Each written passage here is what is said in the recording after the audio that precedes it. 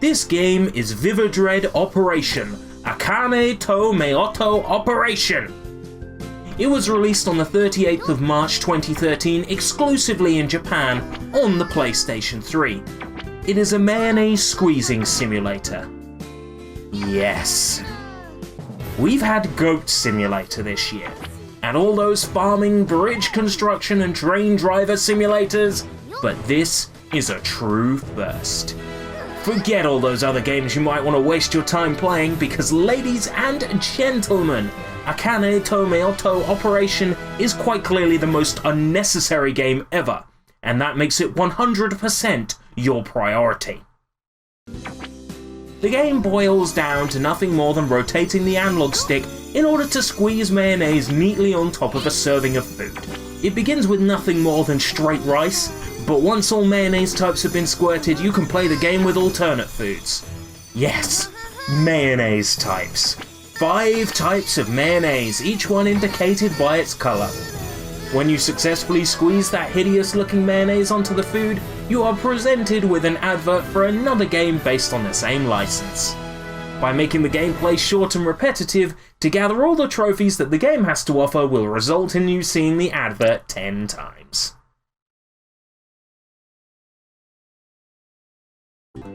So seriously, this is it. For the cost of a sandwich and a can of Pepsi Max, you can buy the world's only mayonnaise squeezing simulator. It's worth it just to see the girl staring directly at you and not even paying attention to the mayonnaise at all. Truly, a horrifying sight.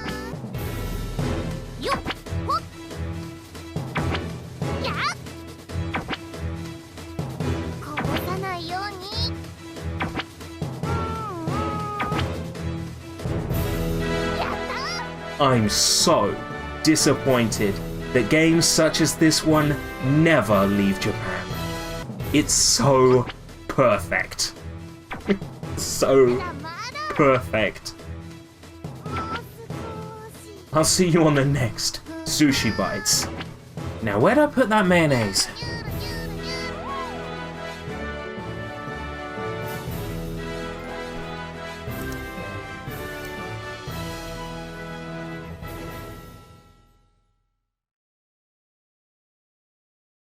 Cardcaptor Sakura is an animated series based on the manga of the same name. Its quality animation, storytelling and presentation makes it an enjoyable show, regardless of age and taste. There's something about this Cardcaptor's journey that makes it an intriguing and wonderful experience. And it seems to have translated well into video games. Ooh.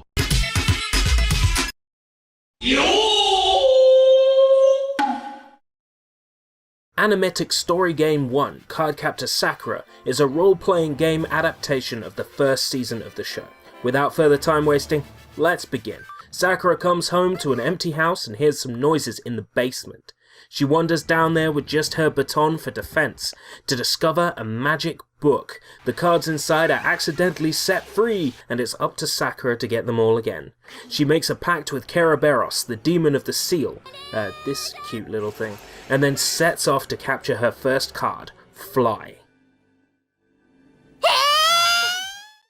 This scene from the show has been recreated as an auto-scrolling section where Sakura must jump or duck in order to avoid Fly's attacks. After this short but fun little microgame is done, Sakura hoists herself up onto Fly and transforms it back into a Claw card.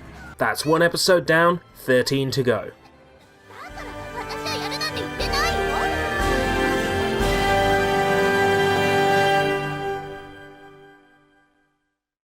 Episode 2 introduces us to Sakura's brother, her love interest, her father, and her best friend.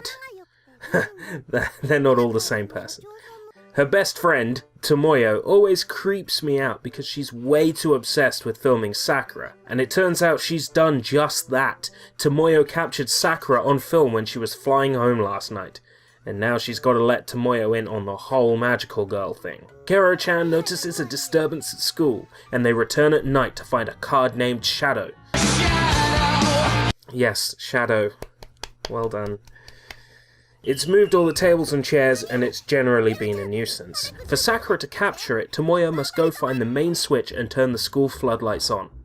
This section has you traipsing around the school at night, pushing desks in order to find the light switch. This part also introduces us to the game's main collectible, extra cloud cards scattered about, which are on your maps. You don't really have to worry about missing one. Once Shadow has been weakened with the massive floodlights, Sakura captures the card, and it's another success story for Card Captor Sakura. Episode 3 takes place at the aquarium. This is the episode where Sakura captures Watery. As per the show, Sakura's date with Yukito at the aquarium leads to the discovery of Watery and its antics. Sakura then returns at night with Tomoyo and Kero-chan to capture the card. Just as she does in the show, this episode's minigame has Sakura luring Watery into the freezer. Once stiffened in place, all Sakura has to do is capture Watery, and it's another card down. Episode 4 is our first introduction to Twin Bells, the toy shop Sakura and her friends consider their home from home. We'll be seeing this place a lot. In this episode, you help put toys on shelves, play a tarot card matching game that you're certainly not going to see again and certainly isn't going to get old, and this awesome shell game section at the end. I love this minigame, it's so fun, but so short. Once you win this minigame, Sakura catches the jump card. Episode 5 has a light hunting minigame which is a bit lazy in its execution, but it's the episode where Sakura captures the Illusion, a card that uses the image of her dead mother to try and lure her off a cliff. Sakura beats the magical persuasion of the Illusion, captures it, and brings peace to her mother's presence. It's a nice emotional little episode and it's a good moment in the show. Episode 6 is set at Twin Bells, what a surprise, and is an excuse to use the tarot card matching minigame again. It's not so interesting, so let's move on. I must point out that this is our first appearance of what looks like Lee skulking away in the back. We'll see more of him in the next episode. Speaking of which, episode 7 focuses on Sakura's capture of the Thunder, and has a really interesting minigame where she must avoid lightning strikes. Lee saves the day by quelling the beast, activating the powers of Sakura's shadow card to keep it restrained, while Sakura transforms it back into card form. Episode 8 is another tarot card matching minigame. Jeez, you really liked this one, didn't you, developers? Yes! I'm surprised this wasn't just Card Captor Sakura's shitty card matching game. At the end of the episode, the game asks us to switch to Disc 2. Yeah, it's time to change disc. We're going from Sakura A to Tomoyo B. What do you mean it doesn't work like Resident Evil 2? So we start with a bang. Episode 9 is the Sports Day episode where Sakura captures Flowery. It introduces us to Tomoyo's mother, Sonomi Daidoji, and explains what her relation is to Fujitaka Kinomoto, Sakura's dad. The minigame is a rhythm-based dancing game which I completely sucked at, but it's a nice little extra to kick off Disc 2. Episode 10 is based on the story where Sakura has to capture the Time, one of the most powerful cards in the show. If you make a noise, time is reversed back and you have to start over, so it becomes a game of memorization knowing which path you can take. However, it doesn't outstay its welcome at all, it's just short enough so you don't pull your hair out with frustration. Lee manages to capture the Time, but Sakura also finds and captures the Mist during this episode. Episode 11 focuses on the time that Sakura's class went to the zoo, where Sakura has to defeat the Power card at a game of tug of war. This is a complete balls up of the canon because Sakura actually captures the Mist after the Power, but black. Canon schmanon. While not expressly stated in the game, Sakura succeeds in capturing the Power because Lee stops time and removes the rope from the Power's hands.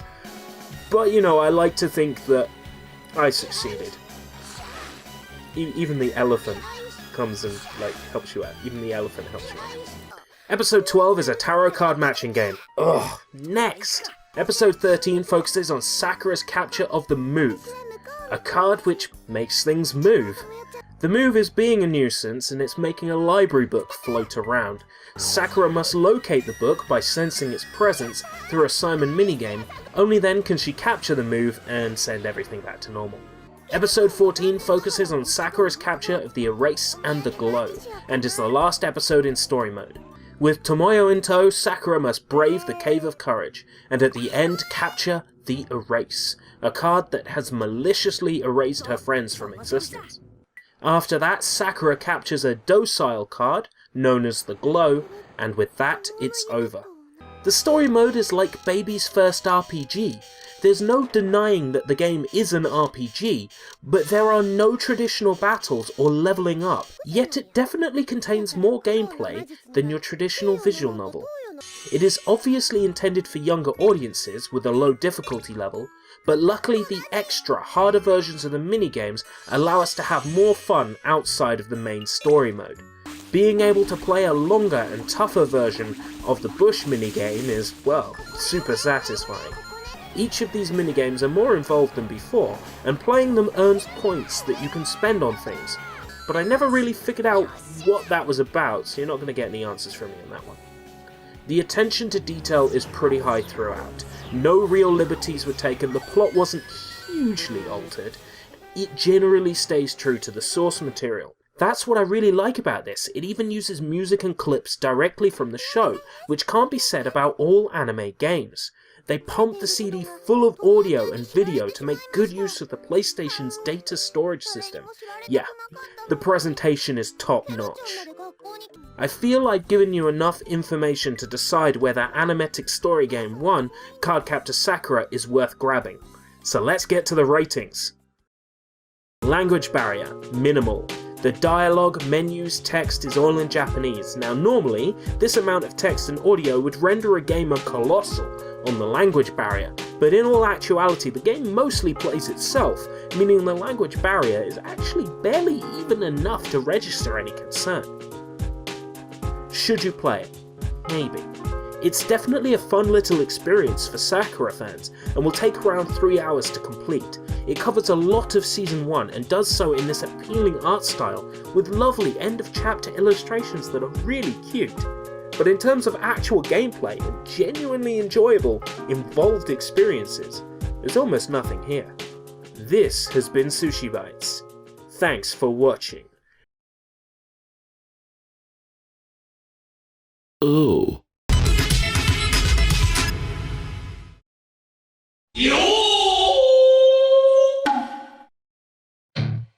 Bleach Heat the Soul, March 24th, 2005. Heat the Soul is a one-on-one fighting game developed by Eighting, or Rising if you prefer, the creators of Bloody Roar. Ah yeah. Well, with these credentials it can't be bad, surely.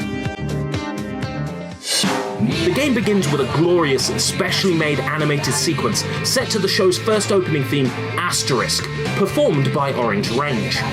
The opening shows a few characters who barely feature in the game, perhaps said characters were going to appear, but ultimately didn't. With only 5 playable characters, 6 including the one and only hidden character, the roster is smaller than even the very first Tekken or Virtua Fighter. However, the game makes up for this with its presentation, without a doubt.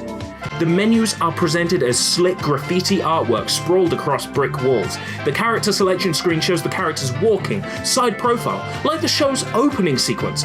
Everything is presented in that punky style one associates with rebellious youth, a style used so liberally in the first season. The game pops out of the screen, thanks in no small part to the use of cel shading on the character models. If I were to exaggerate, the result looks like it could have been plucked straight from the TV show. The colours are very vibrant, the game runs smoothly, and at what appears to be a speedy, consistent frame rate. No complaints here, it looks fab. This is a traditional fighting game for the most part. Whittle down the enemy's health using cheap tactics, and then you win. No, I mean well thought out combos and techniques, obviously. Despite the goal being to reduce your opponent's vitality, the outcome of each fight is ultimately dictated by the soul gauge. It's like a tug of war between the souls of both combatants. Bleach uses the idea of the soul as a key part of its universe, so it is great to see that turned into a game mechanism. The strength of your resolve directly affects damage, length, and reach of special moves, speed in which one can release soul energy to stun an opponent, and in general how quickly you can attack. The soul gauge can be tipped in your favour by performing a successful Ryatsu, soul power, burst, or by avoiding an opponent's special attack. Having a high soul gauge is the key to winning battles against high-level computer opponents. That, and mashing your special moves. Always mash your special moves. You don't understand. The special moves are overpowered, always.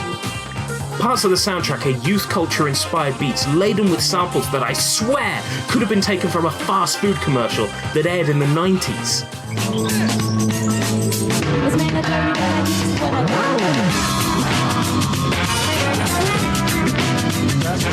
Basically any of the in-game fighting music or menu music I would consider excellent. The battle music can be quite eclectic, with odd samples thrown in for good measure, but it serves the game well. Not even close to what appeared in the show, but I like it. Each of the 6 playable characters have fighting moves that are not entirely accurate, but I think the trade-off between what is correct and what is enjoyable to play has been neatly compromised. It appears that 18 have a lot of knowledge of the show and its characters, features and rules. After all, the soul gauge mechanic is entirely rooted into the series' rules and lore. It is clear they care. At this point in the show, a lot of what characters were capable of hadn't been revealed, so the invention of attacks just to fill up their command list is absolutely fine and expected. I only have 2 major issues with this, the first game in this PSP-only franchise. Firstly, as with most older fighting games, autosave is disabled by default.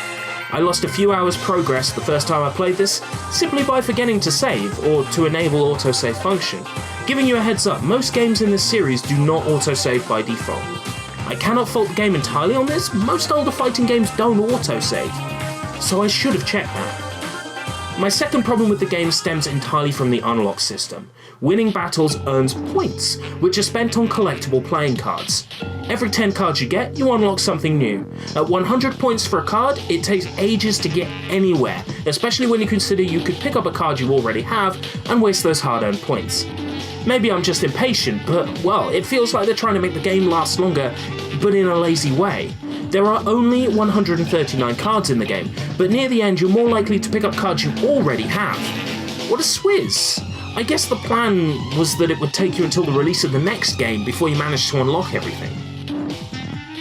Outside of a story mode, there's the usual arcade-style mode, in this game labelled Versus CPU. Included is the traditional survival mode, but unlike many other fighting games there is no health recovery between fights, and Time Attack, which is Versus CPU with a local time leaderboard. For multiple players who each own a copy of the game, there is Soul Versus mode, which is the generic pick a character, pick a stage versus mode. There is also a hidden minigame called Block On, which is a combination of Atari Breakout and the Bleach franchise. You're waiting for the I'm just joking, aren't you? Block On is a relatively enjoyable stint of arcade-styled ball-busting action, made all the more gimmicky, played by holding the PSP in vertical orientation. There are 21 levels made up of 3 different board layouts. Each level has a character portrait in the background, and some levels feature characters who make their debut in Season 2. You are required to launch and bounce balls to destroy blocks on screen. Power-ups, based on the special moves of the characters they represent, make a nice change to the flow of the game. However, like with most Atari Breakout clones, the game mostly consists of getting to the last 3 blocks in a far corner and not being able to touch them. In such occasions, the game will sometimes give you a power-up which splits your ball into 20 separate balls and clears the board almost immediately. Also hidden is the 2-player version of Block On, played by 2 people on the same PSP, held either side and played with the corresponding buttons. It is quick-fire gimmicky nonsense, and I like that! While unlocking Block On, you'll also fill up an entire gallery's worth of illustrations, music tracks, voice clips, and sound effects. Oh joy. Heat the Soul is a generic offering, but it is exactly what Bleach followers needed at the time. It does stand on its own without following the series, but not as strongly as it does if you're into Bleach. On merely the game content, presentation, and enjoyment factor, I believe this game deserves a look in. Much more so if you're rewatching or just started Bleach and want a gameplay companion to the first season.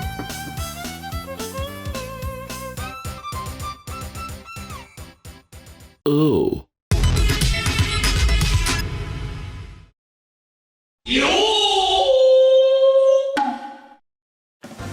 Tsuyoshi, Shikkari, Shinasai. Where the hell is Yoshi then? Oh, Tsuyoshi, not Yoshi. This anime-licensed game uses Konami's Tyson Puzzle Dama as a base. There are two distinct types of pieces, smiley faces and smiley faces encased in some sort of block. When you combine 3 or more pieces, they disappear, and any encased pieces directly touching those you just popped are released from their captivity. The trick is to try and make combos by having pieces drop off other pieces that were popped, or to activate encased pieces at the right time to trigger combos off them. So as mentioned, this game is based off Tsuyoshi Shikkari Shinasai. Depending on who you ask, the anime doesn't actually exist. Japan's got this fun, revisionist, creepypasta, Berenstain universe thing going on. The people who claim to have seen this anime can't describe it well enough for toffee. Those who grew up since it supposedly aired, who can't find any information about it online, are convinced the show never aired, that it was a combined fever dream hallucination caused by electromagnetic waves or mind control fog released by the Japanese government. Hopefully these crazy rumors will be put to bed when the show is re-aired in Japan starting at the end of October 2017, which makes now the perfect time to talk about the show's video game tie-in for the Super Famicom. I think it would be extremely safe to assume Konami had the rights to produce a game based on this anime, but didn't want to do anything that took substantial effort, so they just reskinned an old game. Why not? They probably ported over the first mode wholesale. It is a one-player versus computer face-off through each opponent in the game. The second mode is a one-player versus computer face-off through each opponent in the game, but with cutscenes. You also get a carbon copy of the practice mode from those Puyo Puyo games I talk about so much, but it also gives you a better chance to see the excellent-looking character portraits in the game. There is also the extremely predictable one-player versus two-player mode. Nothing out of the ordinary. Tsuyoshi Shikkari Shinasai roughly translates to hang in there, and the single-player story mode is where hang in there comes into effect. These stages are so hard they have me chewing my fingernails, experiencing the utmost stress. A relentless barrage of combos hits me from the computer-controlled opponent before I even have time to acknowledge what is coming my way. As I'm losing, the game shouts, "Ganbare! Ganbare!"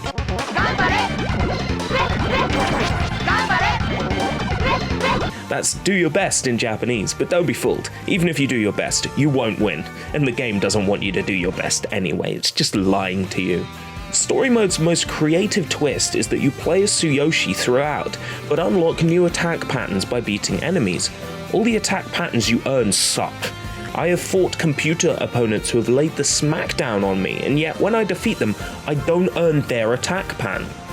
Either way, when you persevere through the story, you hang in there. Tsuyoshi kisses some girl and runs away with her. The end. I'm sure if you were a fan of the show during the 90s, you'd find it cool. But all in all, what we have here is an uninteresting, short-lived puzzle game with no truly redeeming features or longevity, besides a fairly melodic soundtrack that makes good use of the Super Famicom sound chip.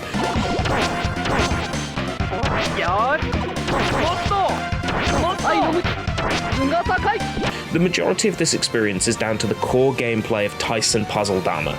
In other words, you could be playing any other game in Konami's Puzzler series and be getting exactly the same experience.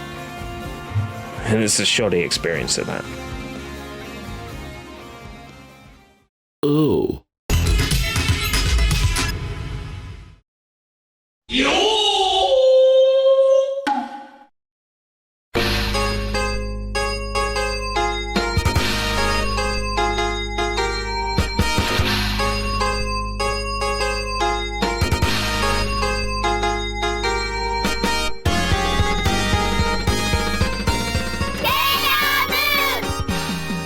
She fights evil by moonlight and wins love by daylight, and she never runs from a real fight. She is the one named Sailor Moon. She never turns her back on a friend. She is always there to defend. She's the one on whom we depend. She is the one named Sailor Moon. Or so the song goes. I don't see much defending going on. but there's certainly a lot of pummeling the shit out of foes. And fighting evil by moonlight, that's all well and good, but this is daylight, so the song is completely wrong. However, I can confirm that she is indeed the one named Sailor Moon. Or is she? I'm sure you're at least aware of the existence of Sailor Moon. This was a phenomenon back in the 90s, and it still has its fans today. It was a manga written and illustrated by Naoko Takeuchi, serialized in Nakayoshi from 1991 to 1997, and inspired an animated series called Pretty Soldier Sailor Moon, produced by Toei Animation and originally dubbed and localized by DeeK.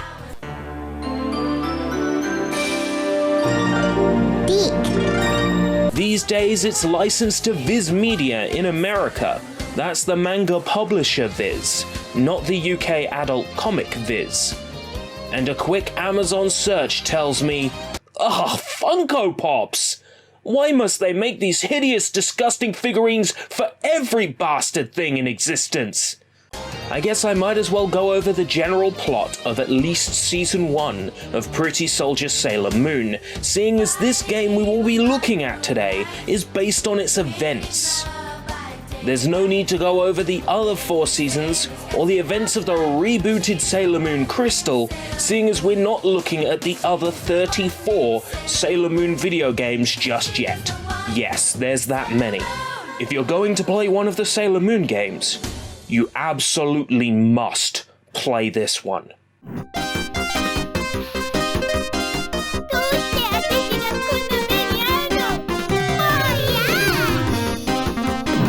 So to give a quick recap, this is Usagi, a young schoolgirl who's not very good at studying. She loves to eat, and she has a crush on a college student. Sounds like my school years, except I wasn't a girl. One day, Usagi meets a talking cat named Luna, who teaches Usagi how to transform into the magical alter ego Sailor Moon. There's one caveat. With great power comes great having to locate the Moon Princess and battling the evil forces of the Dark Kingdom. Yes, the Dark Kingdom, headed up by the evil Queen Beryl. These monstrous Yuma forces sap energy from humans and force feed it to something called Queen Metaria, who is presumed to be their leader. To take on these otherworldly butthole invaders with relative ease, Usagi ends up joining up with a bunch of other girls who also gain the ability to transform.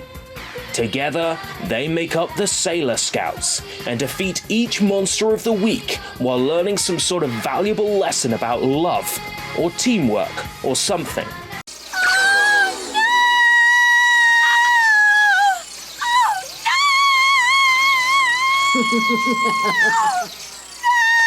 Uranus, are you going to help her? No. You might say, hey, I've watched loads of anime with this unoriginal plot, this blows. And yes, you might have watched shows like Pretty Cure, or Glitter Force, Cardcaptor Sakura, or Magical Girl Lyrical Nanoha, all of which have similar themes and ideas to Sailor Moon, which was by no means the original Magical Girl manga. But Sailor Moon revitalized the scene and is responsible for a lot of the tropes and story elements we see in the genre today. That's enough of a story recap. You know enough now that I feel I can do a review of this game justice. So the little kittens are out without their mittens. This is Pretty Soldier Sailor Moon for the arcades. It's a beat-em-up from 1995 and it's something of a treat, an unbridled joy. Many people will tell you it's overrated. They're wrong. It was developed by Gazelle, a team made up of ex-Toaplan employees after the company went belly up. This company didn't last long either, when Gazelle failed after all of just 2. excellent games. Some employees left to join Cave, a developer I'm very fond of. If you're not familiar with Cave, just look at this.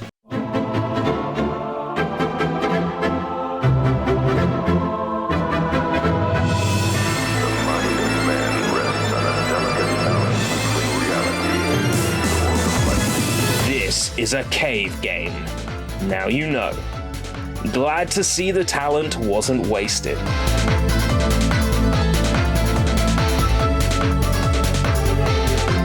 The Sailor Moon arcade game was published by Banpresto, who had the Sailor Moon video game rights at the time.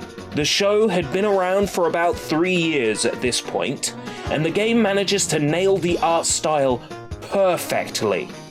The game uses large backgrounds, full-screen animated special moves, and features incredibly detailed player and enemy sprites. You can play as any one of the 5 Sailor Senshi, and they all look rather fabulous. I'm a man of refined taste, and can confirm that Sailor Jupiter is very much on model and looking as beautiful as always. I love arcade games with nice big detailed sprites, and that's certainly what we get here. Nice detailed upskirt sprites. Where was I? This game looks the part for being based on Takeuchi's famous story and characters. There's a whole bunch of cameos from the cast, including the delightfully enigmatic Tuxedo Mask, turning up on occasion to lend a helping hand. Or to throw a rose. He doesn't actually really help at all. I think of all the obscurities to have pulled up, Brett Butler is probably the strangest choice. But it gives us an excuse to beat the crap out of Bakene. We also have recurring villain Zoisite, the man responsible for many a confusing boner. It seems to me that those 3 little girls are giving you a lot of trouble, Nephlite. Perhaps you need a little bit more of the feminine touch. It's a trap! It's a trap! All the sprites were drawn by hand and then digitized into the game. The excellent attention to detail is the result of what must have been countless hours animating by hand. These graphics would have drawn eyes to the game cabinet in the arcades. Even if you weren't a Sailor Moon fan, who could pass up on a game that looks this damn good? What I really like most about this game is how many enemies there are on screen at any one time. I've played a lot of beat-em-ups in my time, and I commonly see maybe 4 enemies on screen at a time, typically. In the Sailor Moon arcade game, we commonly see upwards of 10. While the enemy variety is small, the occasional recolor goes a long way towards making the enemy range seem larger. While the screen is swarming with enemies to defeat, you get the added joy of throwing enemies at enemies, so they knock down even more enemies. Combining that with those delightful, meaty hit sound effects when you land a punch, feel each and every one of them.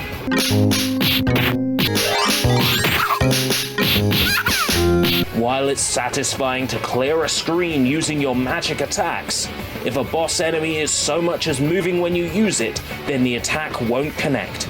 Oh, what a shame, you wasted those 5 crystals you saved up.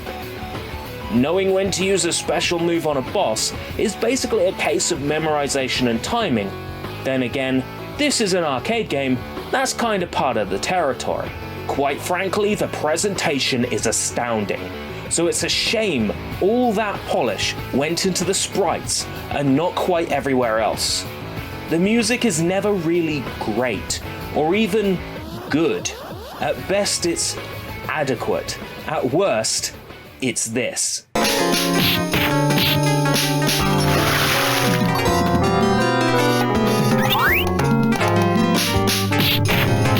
What's going on with the melody here exactly?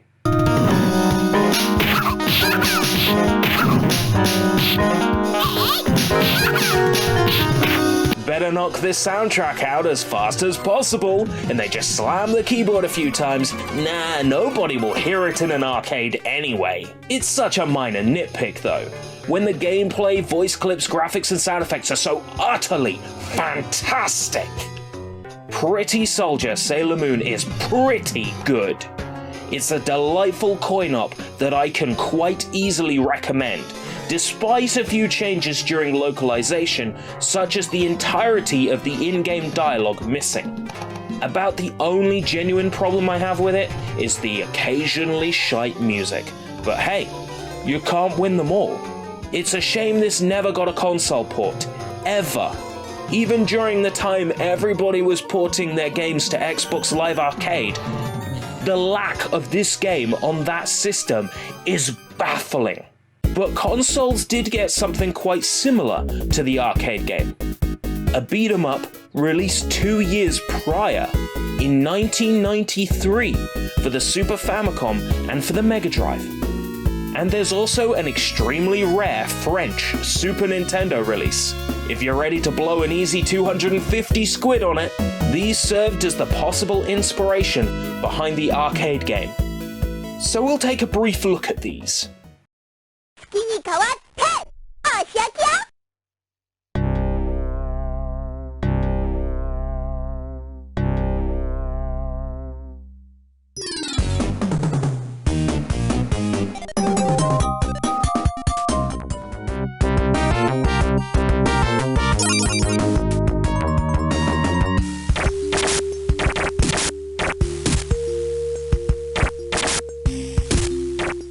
Compared to the arcade game, which came later, the sprites are less detailed, voice clips and sound effects are of a much lower quality, the enemy range is much smaller, the game runs slower, pretty much to be expected looking back. The developers paid close attention to making sure their Sailor Senshi have a large selection of abilities available to them, including desperation attacks and chargeable moves. All 5 Sailor Senshi are playable, which is pretty amazing really, given that Final Fight famously only had 2 playable characters due to cartridge limitations. To be fair, it also had a greater level of detail. Upon completing a stage, you're ranked on your ability. There are some significant differences between the versions. The Mega Drive version does not allow you to continue from where you died, but instead you are forced to return to the beginning of the stage. It's annoying when you make it through this slog of a Technodrome ripoff, only to die at the hands of Nefrite and have to restart the level over. Tuxedo Mask is all like, you call yourself a Sailor Senshi? If you're so great, why don't you actually fight, instead of just throwing roses? Who throws a rose, honestly? The Super Famicom version allowed you to continue from exactly where you died, which is a lot fairer in my opinion, but it fails to inform you that those continues you're burning through are actually a limited resource. Well done wasting them! Some of the bosses and areas are completely different depending on the platform.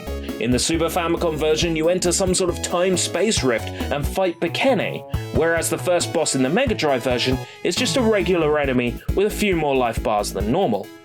The Super Famicom release is very streamlined. It doesn't bother you with cutscenes or exchanges or dialogue between characters, whereas the Mega Drive version is loaded with it. The Mega Drive version has a larger screen size and much better graphics, more music tracks, and an extra boss if you play the game on hard. The Super Nintendo version has 2-player support and has a much better ending. Usagi and the other girls combine their powers, defeat Queen Beryl, and revive Queen Serenity. The Mega Drive version instead cuts away to white text on a black screen, then shows your chosen character as they spout something in Moonspeak. The 2 versions aren't very different, so it's really a case of which platform you'd rather play the game on. So do you want better gameplay, or a better ending? Or do you want to play alone, or with a friend? Me, I can only play alone. I have no friends. So, Sailor Moon. It's got those boom anime babes that make you think the wrong thing. This has been SushiBites. Thanks for watching. Oh, and Merry Christmas, I guess. Wasn't this meant to be a Christmas special? Ah, never mind. Oh.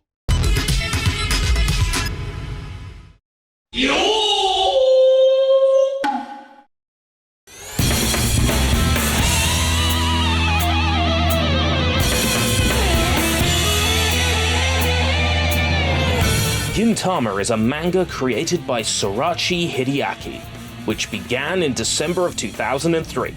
Since its inception, the manga has reached 72 volumes. The show has run for over 340 episodes.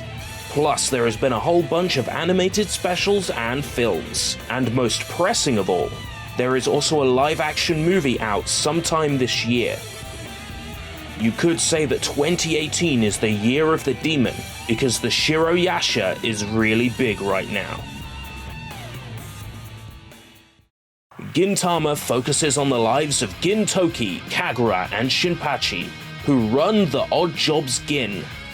A historically accurate Edo has been overrun by aliens from space, and after a bloody war, the shogunate bowed down to these alien invaders, signing an unfair treaty that basically gave the invaders from space permission to do anything they want. Gintoki fought in that war, alongside his old friends, but now that Edo has changed to become unrecognizable, so have the once famous soldiers who fought to protect it.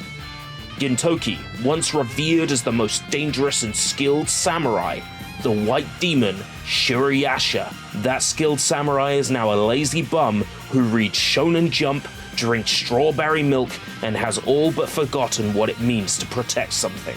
If I had to try and sum it up, Gintama is a show about finding that desire once again to take up your sword and protect what is dear to you. The Odd Jobs Gin will come to realize what's really important. Learning how to string a 3-arc story into 300 plus episodes and several movies. Because the hype for Gintama is at the highest it's ever been, Bandai Namco has published Gintama Rumble, a PlayStation 4 and PlayStation Vita exclusive for Japan and Asia. If you're not aware, right now Bandai Namco is doing a great service to the video game industry. They've been releasing English versions of their games in Asia. So even though I think the likelihood of this game getting released in the West is very, very low, we can still play the Asia version. It really is the next best compromise. I imported the game and it arrived within 2 weeks of release. Since then I have been predominantly playing Gintama Rumble in my spare time.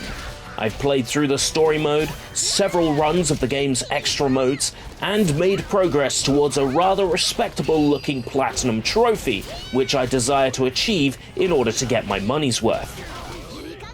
This is what you might call a Warriors game, what I personally refer to as a Musou-like. This means the game possesses the traits found in Koei Tecmo's long-running Dynasty Warriors and Samurai Warriors series of games. There are waves of enemies, bases to take over, and enemy captains who pack a real punch. However, Gintama Rumble reminds me more of Sengoku Basara, Capcom's attempt at Warriors gameplay. This is because while the Warriors series focuses on areas with designated fields and forts, the Basara series has maps that are more linear, where the gameplay of each map is switched up depending on the mission. Gintama resembles the latter more closely. There are 12 characters, 13 if you count the hidden unlockable form for Kagura. Each can be leveled up and learn 3 additional skills.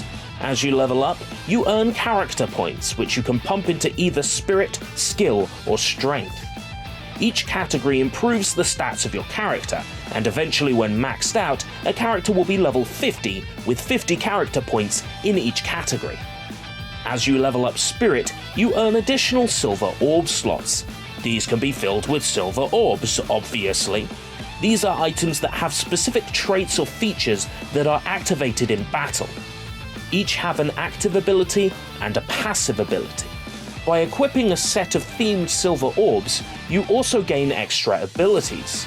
Equipping Gintoki, Kagura, and Shinpachi will activate a special power that allows you to gamble for bonuses on every 200th enemy kill.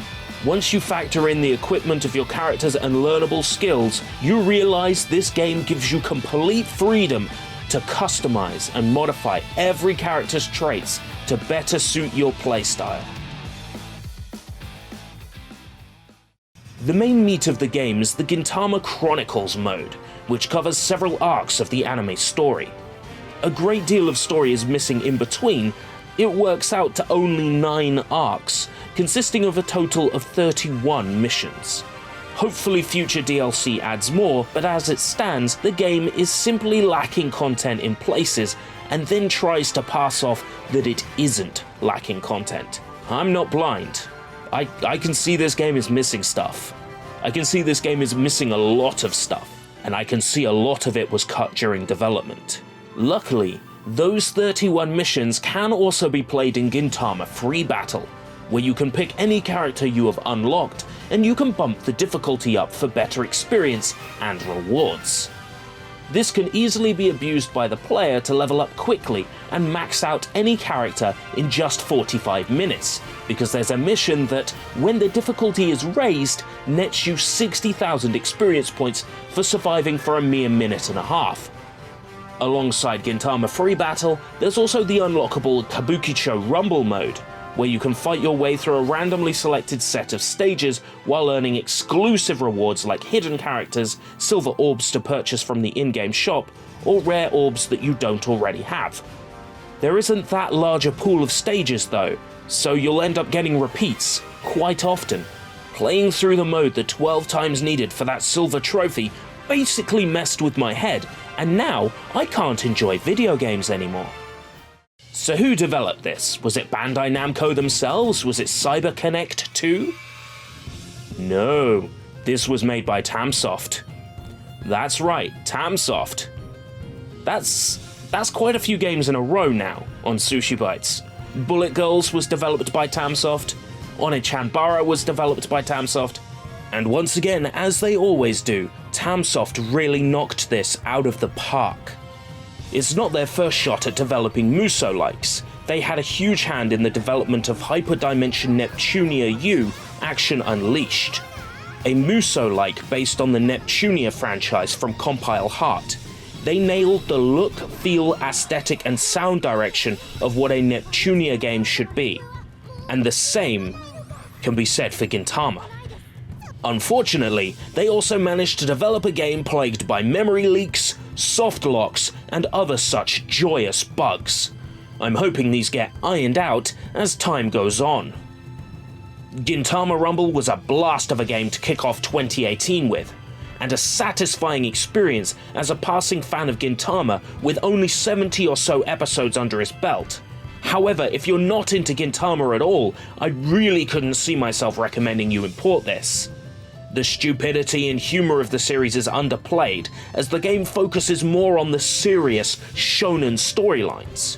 While I have personally enjoyed these parts of Gintama best so far, having a Gintama game mostly devoid of jokes is like, I don't know, releasing a Marvel vs. Capcom game where you can't play as the X-Men. If you're a Gintama fan, you're going to love this. You'll soldier on through the full system crashes, memory leaks, and soft locks because you love Gintama. But you're not going to put up with that stuff if you're not a Gintama fan. The first time this game crashes on you so hard that you have to pull the power out of the console, you might be forgiving. But after it happens numerous times in one sitting, you'll be grinding your teeth in anger. It's a specialist game for fans of a long-running successful manga and animated series, and pads itself out with collectathon gameplay and long-winded trophies to try and pass off the image that it's a full game experience. I hope that further down the line, after some more patches and maybe DLC characters, I'd like Matako specifically, cheers, maybe then I can be more positive about this game. I've put in well over 120 hours. If the game wasn't fun and enjoyable, I wouldn't have put that in. But I've got to get my money's worth. As it stands, as amazing as this game is to play, and as astounding as it looks and feels, I just can't knowingly ignore the 8 or so maps being recycled over and over and over again. It's just not a full game experience yet, but it might eventually get there. Should that time come, I'm more than happy to revisit this game and re-evaluate it. This has been SushiBites. Thanks for watching. Now I've just got to find a time machine. Oh.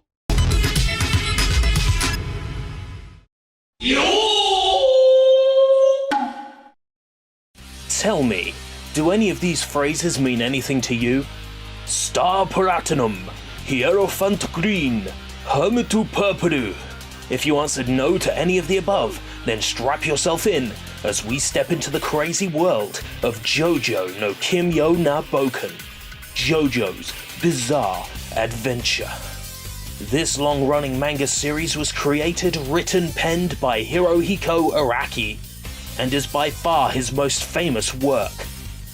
The manga is split into 8 parts, and each part couldn't be any more different than the rest. During its existence, several video games based on JoJo's Bizarre Adventure were released. We'll take a brief look at the 2 games released in the 90s on this episode. Both of them are based on Stardust Crusaders, a quite often used source of inspiration. This is the part of JoJo that introduces one of the most popular characters, Jotaro Kujo. I'll just give you a brief overview of what Stardust Crusaders is about. Consider it a bromance featuring 5 burly, muscled men on a road, sea and air trip around the world in 30 days. The characters have these spiritual extensions of themselves, called stands, that fight for them and protect them from danger. The story focuses on main character Jotaro, his grandfather Joseph, and his comrades Kakyoin, Abdul, and Polnareff. They're on a journey to save Jotaro's mother from a stand that is figuratively tearing her apart. The solution to the problem: defeat the legendary vampire, Dio, who has once again risen from the dead. But the road to Dio isn't easy.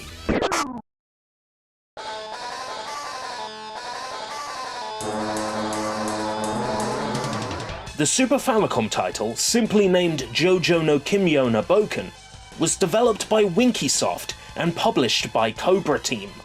If you don't know who either of those are, I don't blame you.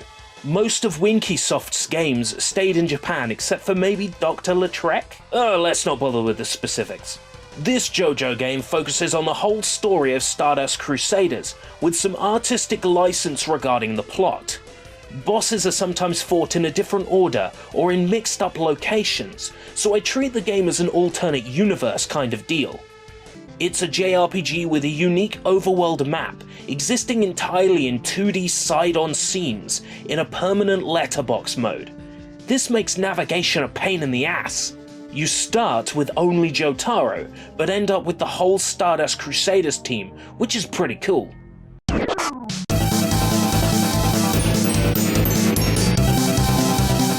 Battles are fought in a strange style of combat, where a user's biorhythm and heartbeat affects the order of their turns and what commands they can perform. Sometimes you need to check the enemy for weak spots before you can deal any sort of damage to them. In some cases, you can't even damage a boss until you possess a specific item. If the character who needs to come up with the boss strategy is knocked out, then you can't win. This gives the game a high level of difficulty, and sometimes it just feels like luck is completely against you. Characters have hit points and I guess mental points? You can defeat enemies by whittling down their health, or you can talk them out of fighting by belittling them until they lose the actual will to fight. It's a neat idea, somewhat lacking in its execution, seeing as enemies can do the same to you. Also, most bosses aren't affected by your words from the get-go, but you can raise your persuasion so high that you can even talk Dio out of his plans of world domination. Yes, the legendary vampire himself can be bullied into submission. Amazing. This game is extremely crippled. All copies went to print with a bug that makes the status display screen crash the console. So if you wanted a detailed reading of biorhythms, status effects, and other important information, you run the risk of completely crashing the Super Famicom simply by asking for it. Definitely check this one out if you like a good JRPG, especially the fan translation that converts the text to English. However, I highly recommend playing on emulator or clone console, where you can save scum your way through Dio and his ludicrous 1500 HP. And while you're at it, you can save state before checking the status screen to avoid any unfortunate crashes.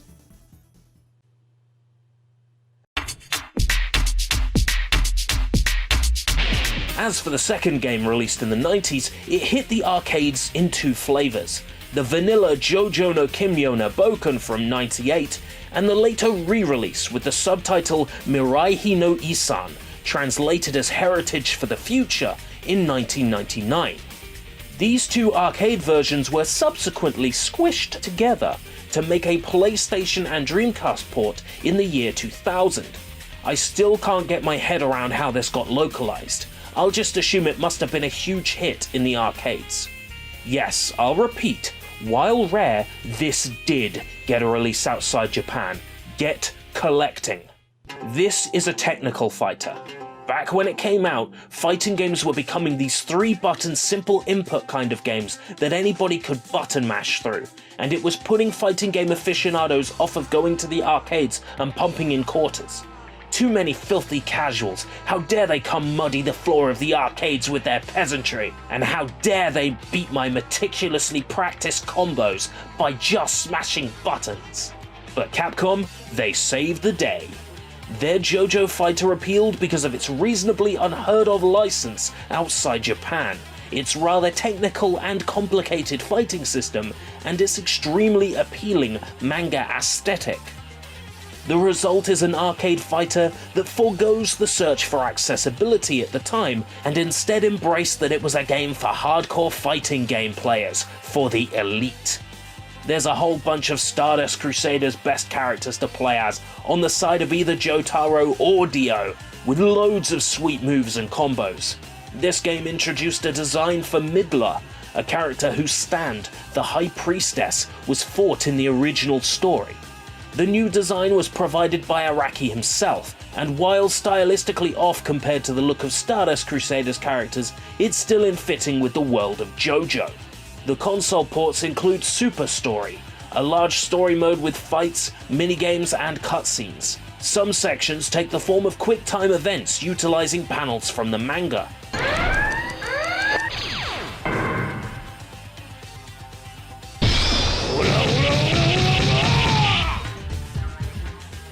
One stage is played from a first-person perspective and has you shooting at the screen. When Polnareff and Kakyoin have to enter Joseph's head to fight lovers, the whole section is played as a shmup. I freaking love it. It's a really nice touch and not something Capcom had to do. They could have just ported the arcade game as is, but this is a super nice touch. It follows the whole continuity of Stardust Crusaders and made a great companion to the modern animated show while I was watching it. While it still takes some liberties with the story, it's nowhere near as mixed up and jumbled as the Super Famicom game.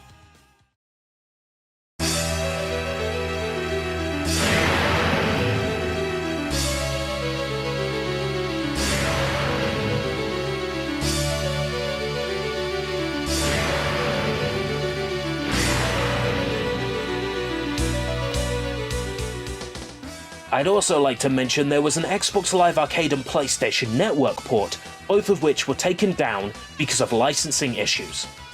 I missed the chance to buy it back in the day, mainly due to having no interest in JoJo back then. But seeing as nobody holds the license anymore, I consider it abandonware. So I got a hold of it, didn't I? I have my means.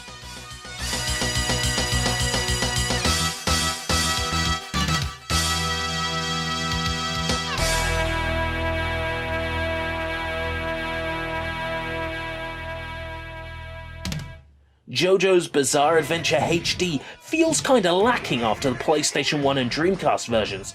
The Super Story mode has been removed, and so has the gallery. What more, the HD visuals are just the arcade visuals upscaled with a cheap shader applied to the screen.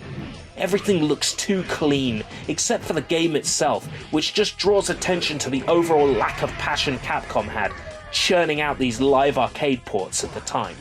There's no way Capcom could justify $20 for this. It likely didn't sell too good, considering the price and the obscurity of the license. I'm glad Bandai Namco have the license now. They're knocking out hit after hit with All-Star Battle and Eyes of Heaven. Masterpieces. And I'm growing quite fond of these guys for their excellent work in Asia with English game releases. Nobody deserves that license more than they do. The PlayStation 2 saw 2 games based on JoJo's Bizarre Adventure. One is a brawler that follows the entire plot of Part 1, and the other focuses on the story of Part 5. I promise to take a look at these two eventually, but for now, I'm all JoJo'd out. This has been SushiBites. Thanks for watching.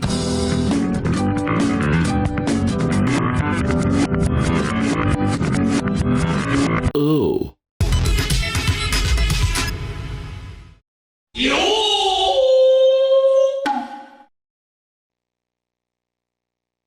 お前はもう死んでいる。何？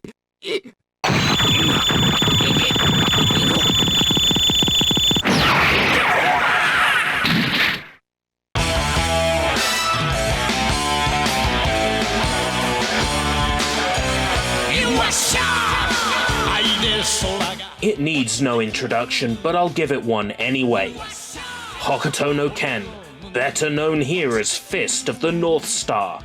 It's a beloved manga written by Baronson and illustrated by Tetsuo Hara. To give you a brief rundown of the plot, Hokuto no Ken is set after the global nuclear war apocalypse of 1990X. The whole world's planets and cities crumble to nothing. Those who survive make up the new population, in a Mad Max world where violence is power. Kenshiro is one of the last surviving Hokuto masters, trained in the art of Hokuto Shinken, a martial art that he claims to be invincible. I'll say it again. Hokuto Shinken is invincible. There have been several video games based on this fantastic franchise. There were 4 on the Famicom alone. For modern systems, I've played through the 2 Ken's Rage titles, which I can highly recommend as quality Muso-likes. If people tell you these games are bad, then mate, these people didn't play them properly. Maybe one day we'll take a deeper look at those games and others. But today I want to dive into one game I feel deserves a video all on its own. Hokuto no Ken Seikimatsu Kyuseishu Densetsu, a 3D beat-em-up for the Sony PlayStation, released in the year 2000. This late entry in the PS1's life features beautifully textured character models and environments, and fully animated and voiced real-time cutscenes, well, as fully animated as the PS1 could achieve. This game is stunning. It reminds me a lot of Dynamite Deka, which we've covered previously. It's made up of these cutscenes that look fabulous, and then these beat-em-up sections against either some mooks or a boss. The combat's tricky at first. You have all these buttons on the PS1, yet the game chooses to stick everything on just 3 of them. For example, you press square to punch, but hold square to block. Seems a bit silly when triangle isn't used for anything. Or the shoulder buttons, they're not used either. So the combat's stiff, and you can't pick up any weapons or items to help you out. So besides a few short moments when the game allows you to play as Rei or Toki, the majority of your experience is spent playing as Kenshiro, with the same 6 or so moves at your disposal. As you beat up enemies, they may flash rapidly, which is an opening for you to strike them. This activates a quick-time event, where you have to press the face buttons according to the direction of the on-screen fists. Input this correctly for a gloriously grotesque death animation.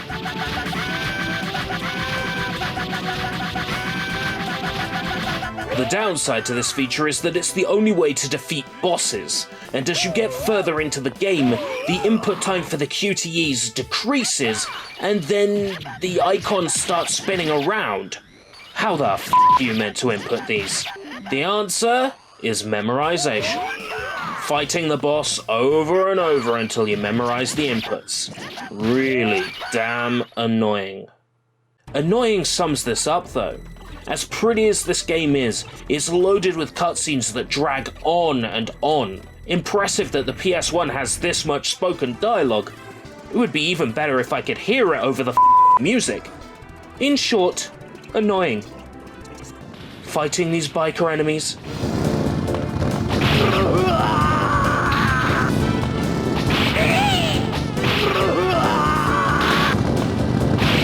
Annoying.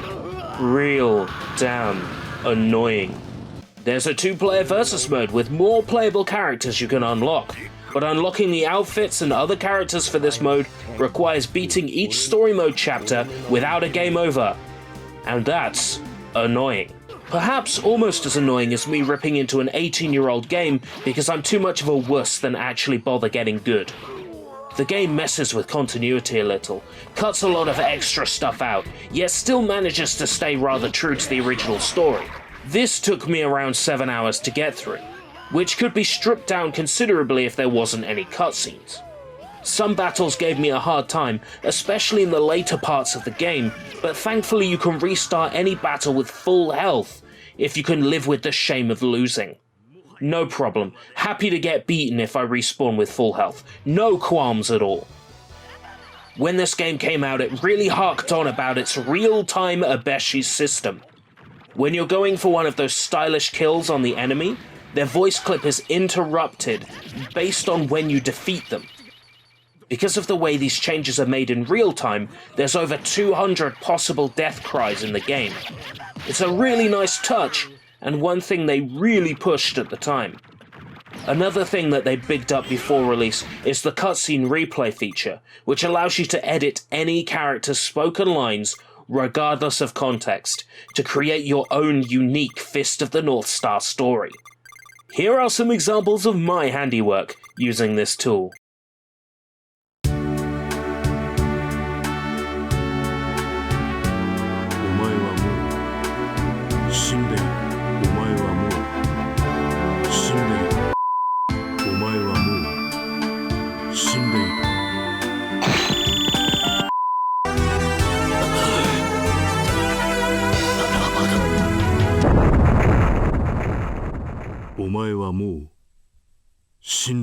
This feature is quite frankly the best part of the game, and more fun than the rest of the game combined.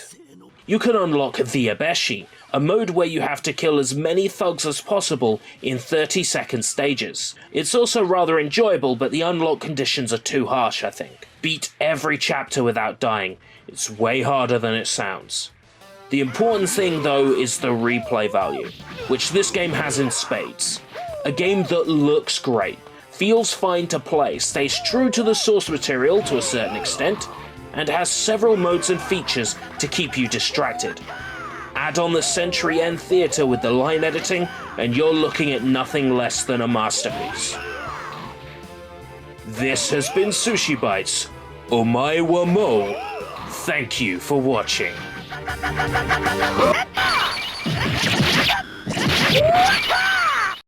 Oh.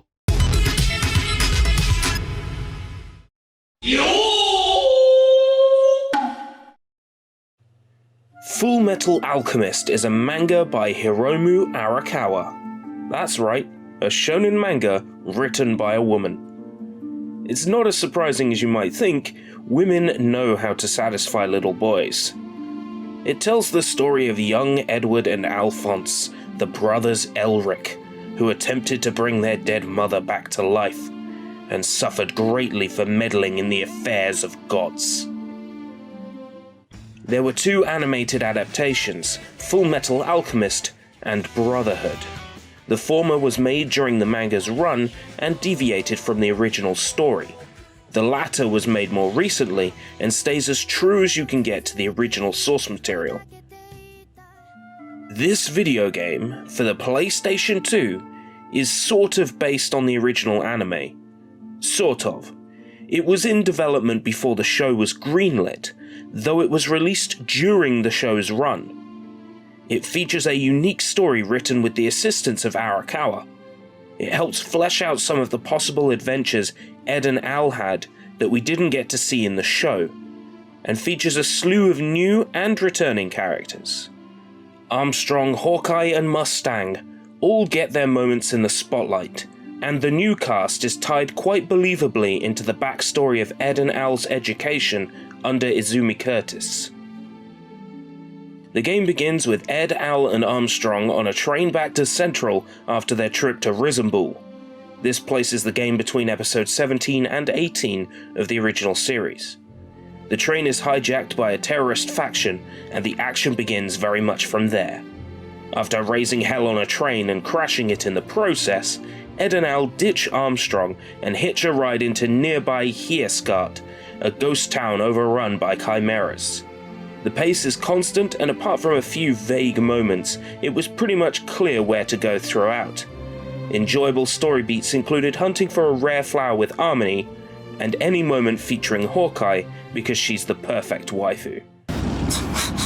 Why are you laughing? Do you find something amusing, Major? Of course not. You look splendid, Lieutenant.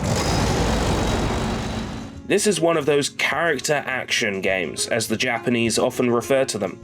This means the gameplay is a mixture of action and RPG and focuses on one or a few characters.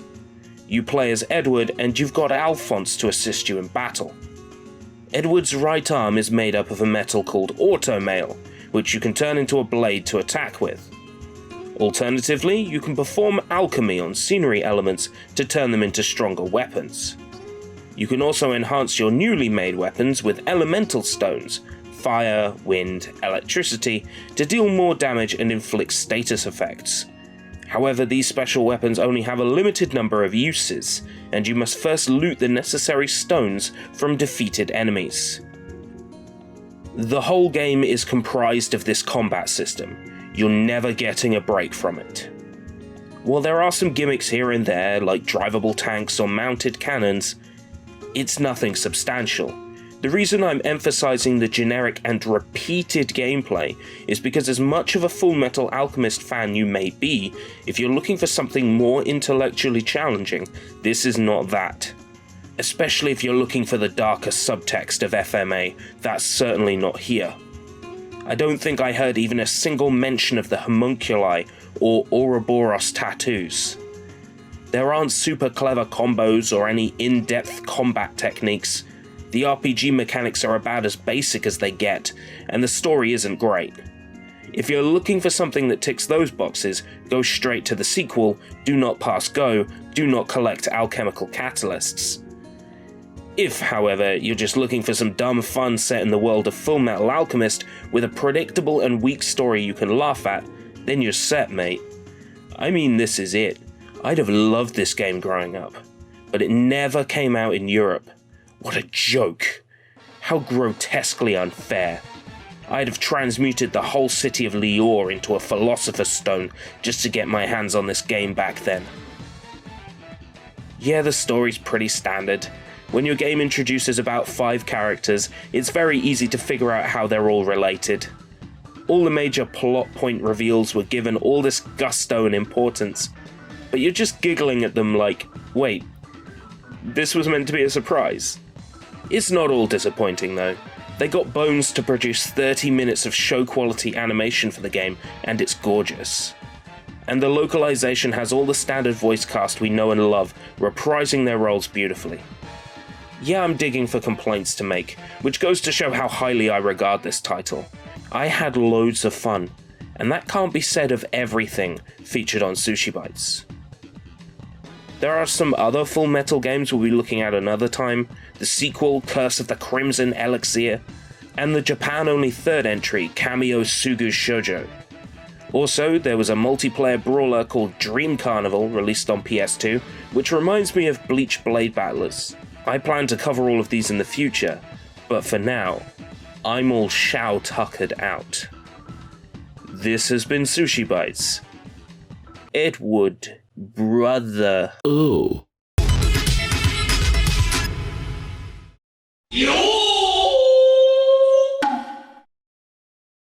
It's Spyro the Dragon! Hey, Spyro, press the jump button. You just have to say that you're fine when you're not really fine, but you just can't get into it because they would never. Ah yes, a Spyro remaster is coming. You could have set your watch by it, really. After the success of Insane Trilogy, and the fans asking in droves for Spyro to get the same treatment, myself included, the developers behind this new reignited trilogy are Toys for Bob, the same folks who brought us Disney's Extreme Skate Adventure, Tony Hawk's Downhill Jam, and the Skylanders games. Wonderful! However, far more relevant to SushiBites, these same folks developed Majokko Daisakusen, Little Witching Mischiefs. That's right.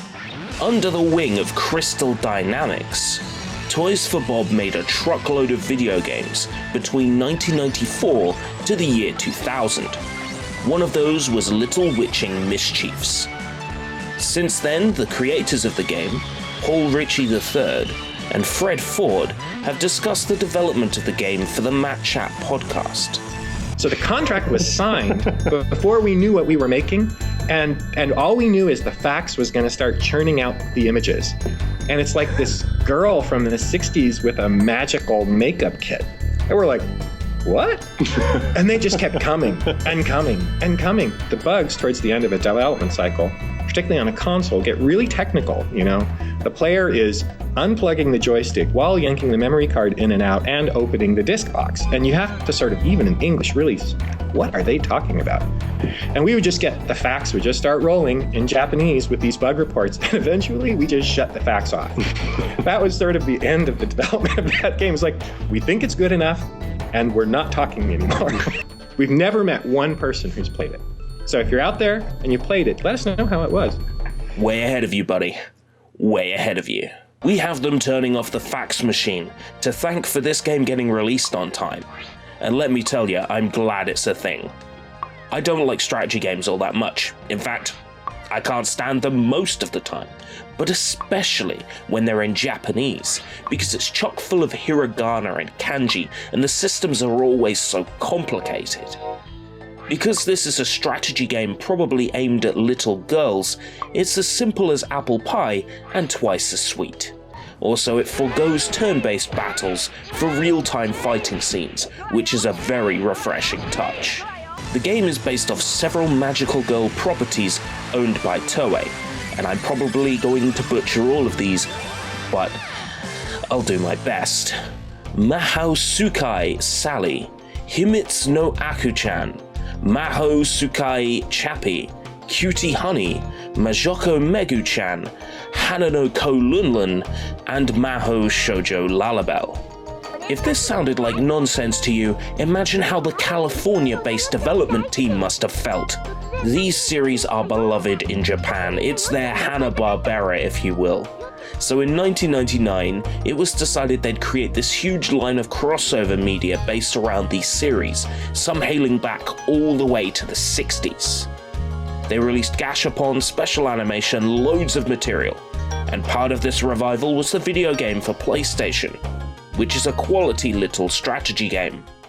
It's mostly in Japanese. I should have a hard time understanding what's what, but it's been developed with a Western kind of design philosophy in mind, making it more approachable. Generally speaking, it's one campaign mode that can be played as each of the 7 selectable scintillating witchy protagonists. This sets up which arrangement of units you have access to, based around each show. It also affects which NPCs appear from time to time to give you a hand. The maps are in 3D, which is nice. Dotted around are some smaller 3D objects such as buildings, and some 2D objects like trees. It has a diorama feel to it, which is very cute. Almost like a Polly Pocket, I guess. I'm just guessing. I never had a Polly Pocket as a kid. Okay, believe what you want. Your units and the enemy's units exist on a hexagonal grid, and in each turn you can move your units a predetermined number of spaces and perform an action, attacking, magic, standing your ground. If you place your units onto a coloured panel, you will gain mana next turn. The panels change in colour depending on how much mana they contain. Mana is used to spawn new units should any of these creepy people die during the action. There are also these swirly things. Land on top of those and you'll get taken to a short minigame. Completing that gets you a huge boost of EXP, so it's recommended you do all of those. The units are represented as a 2D image, but when they move around the map they become a 3D model. Presumably this is done for performance reasons, but it also adds a quaint charm. The underneath of this is a solid, well-constructed strategy game. I genuinely dig the hell out of this, which isn't something I expected to say about any strategy game ever. This game certainly washes away the taste of last week's game. Ugh, it still lingers. Bandai, Crystal Dynamics and Toys for Bob have brought us something truly of its own. Unlike other strategy games, with a strange choice of source material.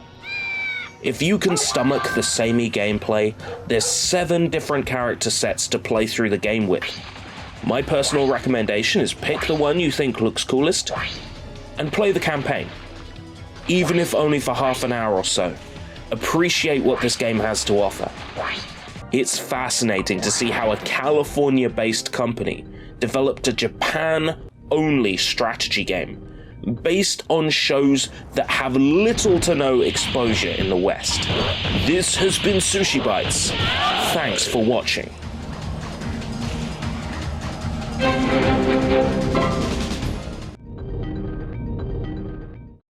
I think it was William Shakespeare who said, "See how she leans her cheek upon her hand. Oh, that I were a glove upon that hand, that I might touch that cheek. Sugoi desu ne." Shakespeare-san was of course talking about Hello Kitty. Oh.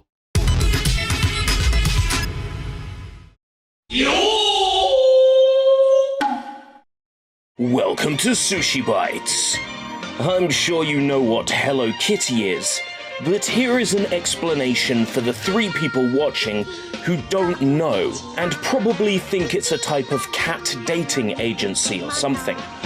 Don't give any washed-up indie devs any ideas now. Hello Kitty is a character created by Yuko Shimizu and produced by Sanrio. Kitty White, as she's actually called, is just a cartoon character, not actually a cat, at least according to her creator. She's perpetually 8 or 9 years old, lives outside London, and her birthday is November 1st. She was envisioned in 1974 and immediately put to work to sell merchandise. She's hugely popular worldwide, with men and women, boys and girls.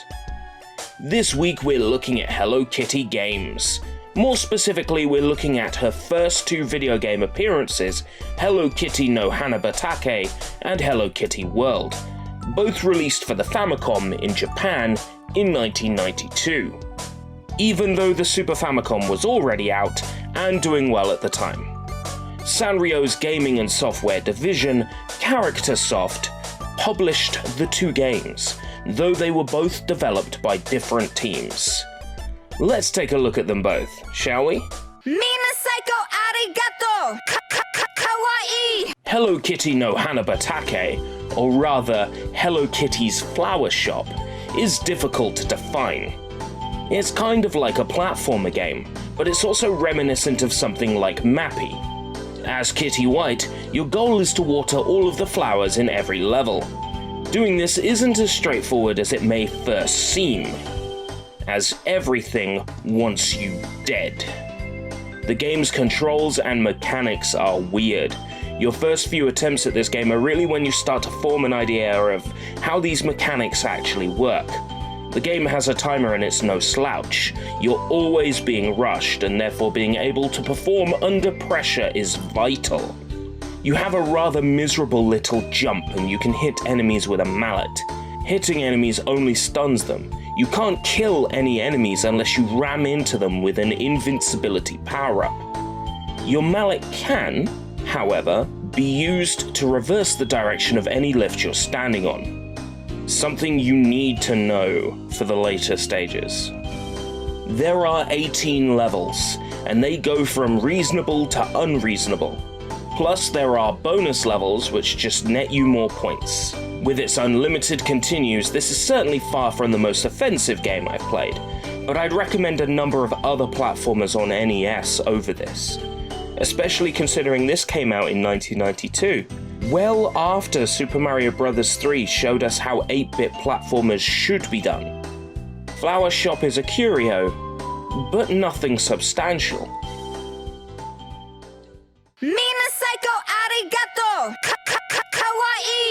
Hello Kitty World is much more substantial a video game. Don't confuse it with the iOS and Android theme park management sim, which shares the same name. This is a Famicom port of Balloon Kid from the Nintendo Game Boy, which was the sequel to Nintendo's Balloon Fight.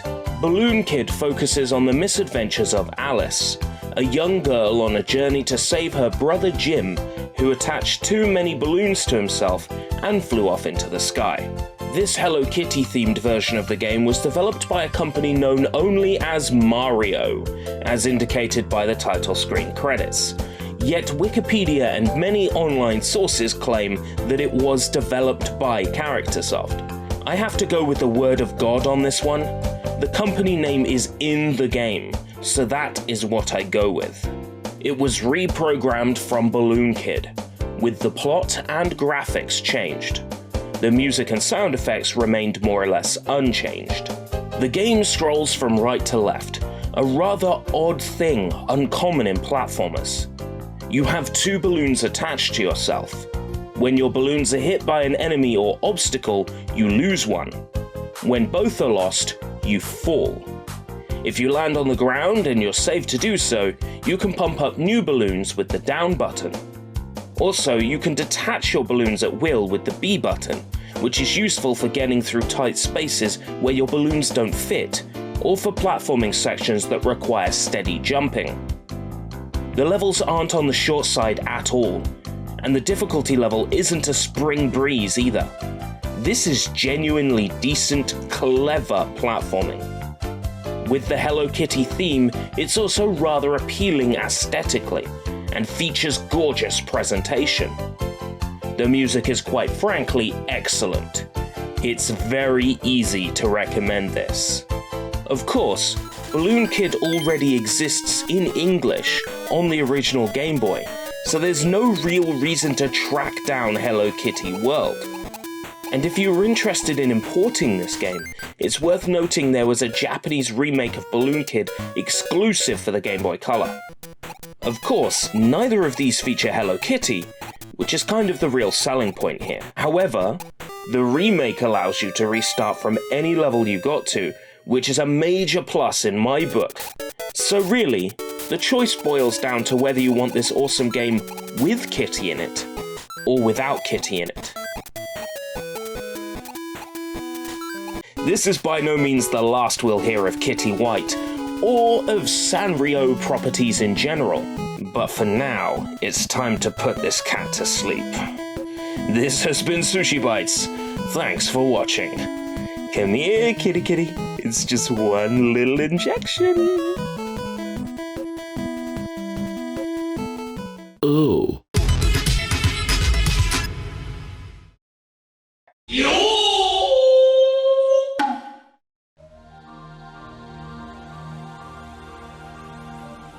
Emotion digital software. I experienced emotions once. It was a bad idea. Whoa! This takes me back. Yeah, when I think vintage anime... By the way, the full version of this song has an absolutely incredible guitar solo. Like, out of this world good. Lime, cherry, bloodberry, apple, tiger, lux, panther. I think general rule of thumb, I should pick the one I find most attractive. Yeah, let's go lime. Okay, I have no idea what those mean.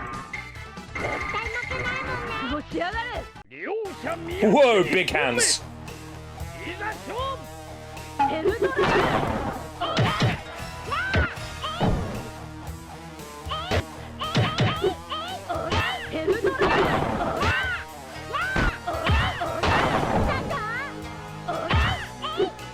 Okay, I have no idea what to do, but I'm losing.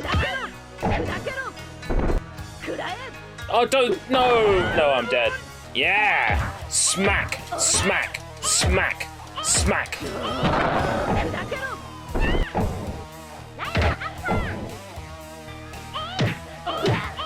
Yeah, that's more like it. I love how the music is glitching.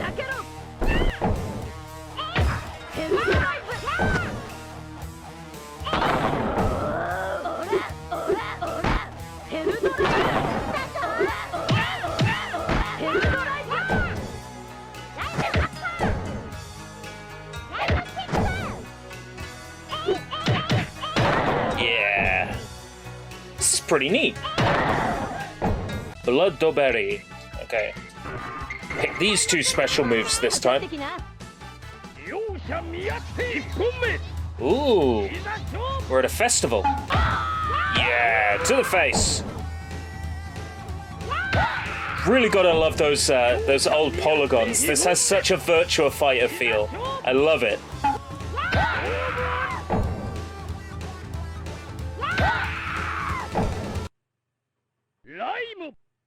Laimu!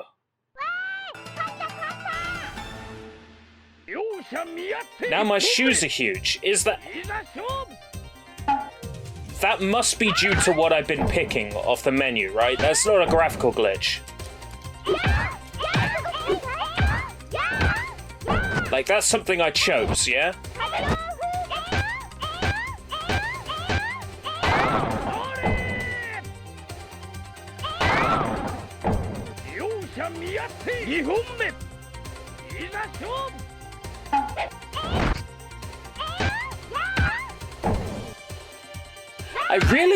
I really dig this.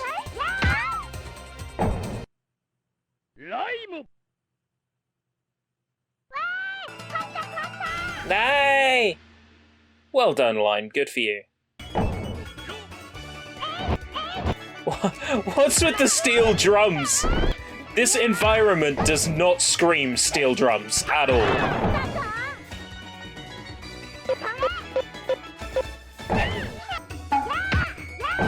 This soundtrack really has a Goemon feel to it in places. Tiger, huh? You sure it's not Cougar? Also, I worked out which selections were big hands and big feet.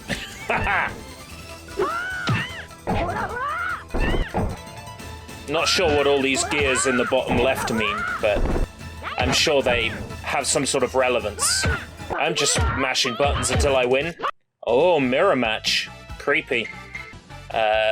Big hands and big feet again. I'm not scared to fight my clone.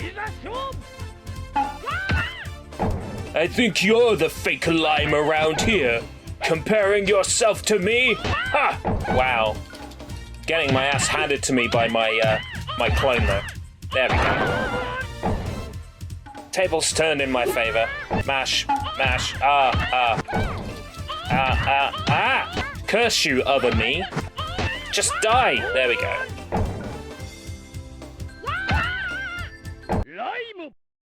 It's like Highlander. There can be only one versus Lux. Lucasu. Well, I seemed to do best when I had the first and last option selected. Ooh, big shoes. Big shoes to fill. Big shoes to fill. So what's their deal? Are they like all robots or something? Or do they just magically grow the size of their hands and feet? Rising Upper!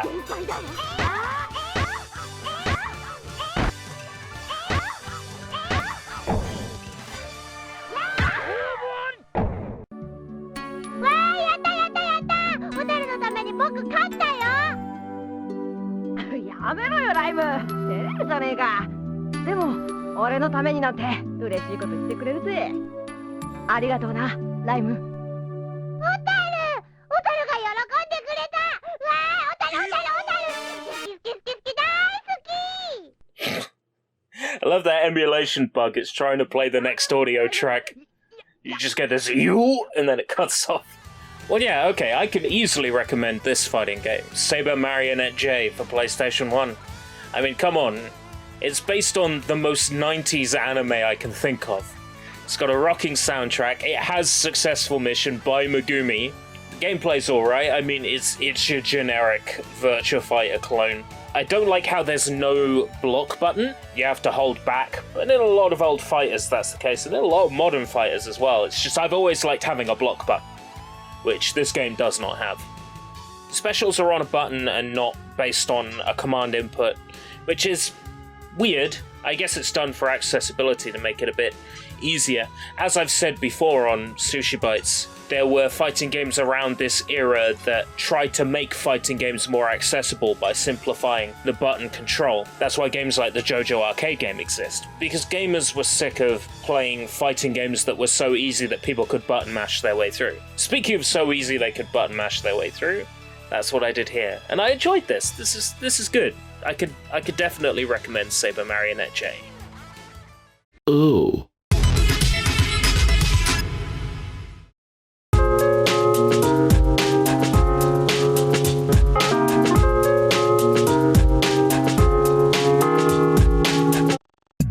Welcome to SushiBites. Today, much like supernatural teenager Ichigo Kurosaki, I too have come back from the dead with a new power. But I can't wield a sword or see ghosts. At least not yet. No, I have achieved the power to recycle a 5-year-old script for videos that never happened into brand new episodes of SushiBites. It's a very specific power. The SushiBites journey with Bleach can't be over with just one game. There are still tons of games based on this successful franchise, and we don't see Region Locked covering them now, do we? Yes, one of the reasons I haven't been making content is seeing another channel ape my content and get hundreds of thousands of views. It's incredibly disheartening.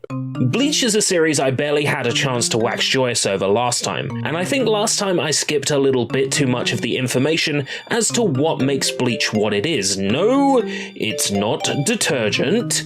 I assumed the audience knew exactly what Bleach was, naming characters by name without thoroughly introducing anything.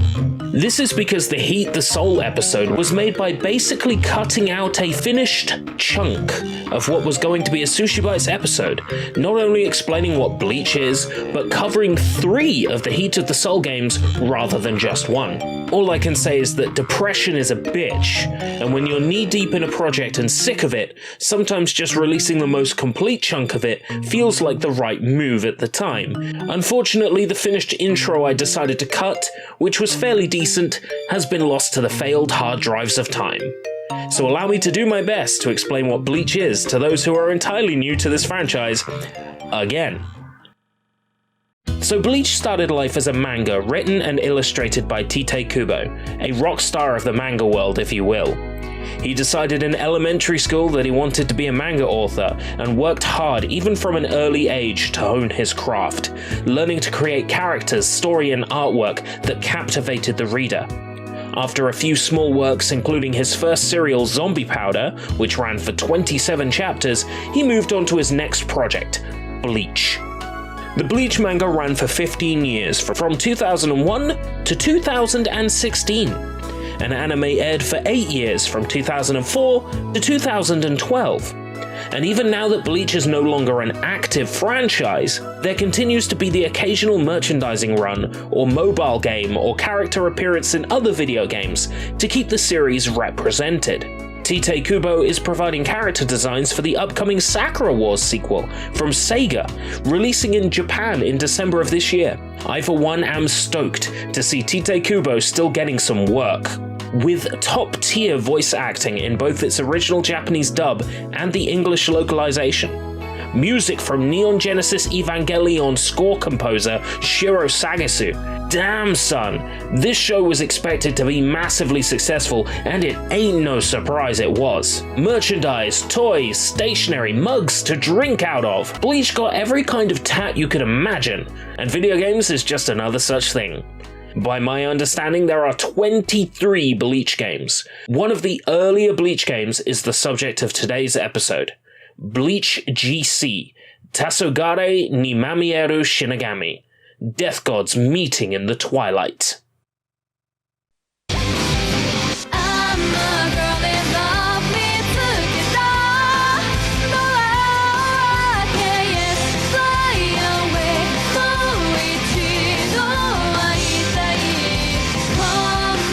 It was released for the GameCube in December of 2005, exclusively in Japan, developed by Polygon Magic. This developer should sound familiar to you if you've watched SushiBites for all these years, as they developed Slap Happy Rhythm Busters. This game is a one-on-one fighter, with 2D gameplay mechanics but taking place in a 3D space, meaning you can sidestep your opponent's attacks.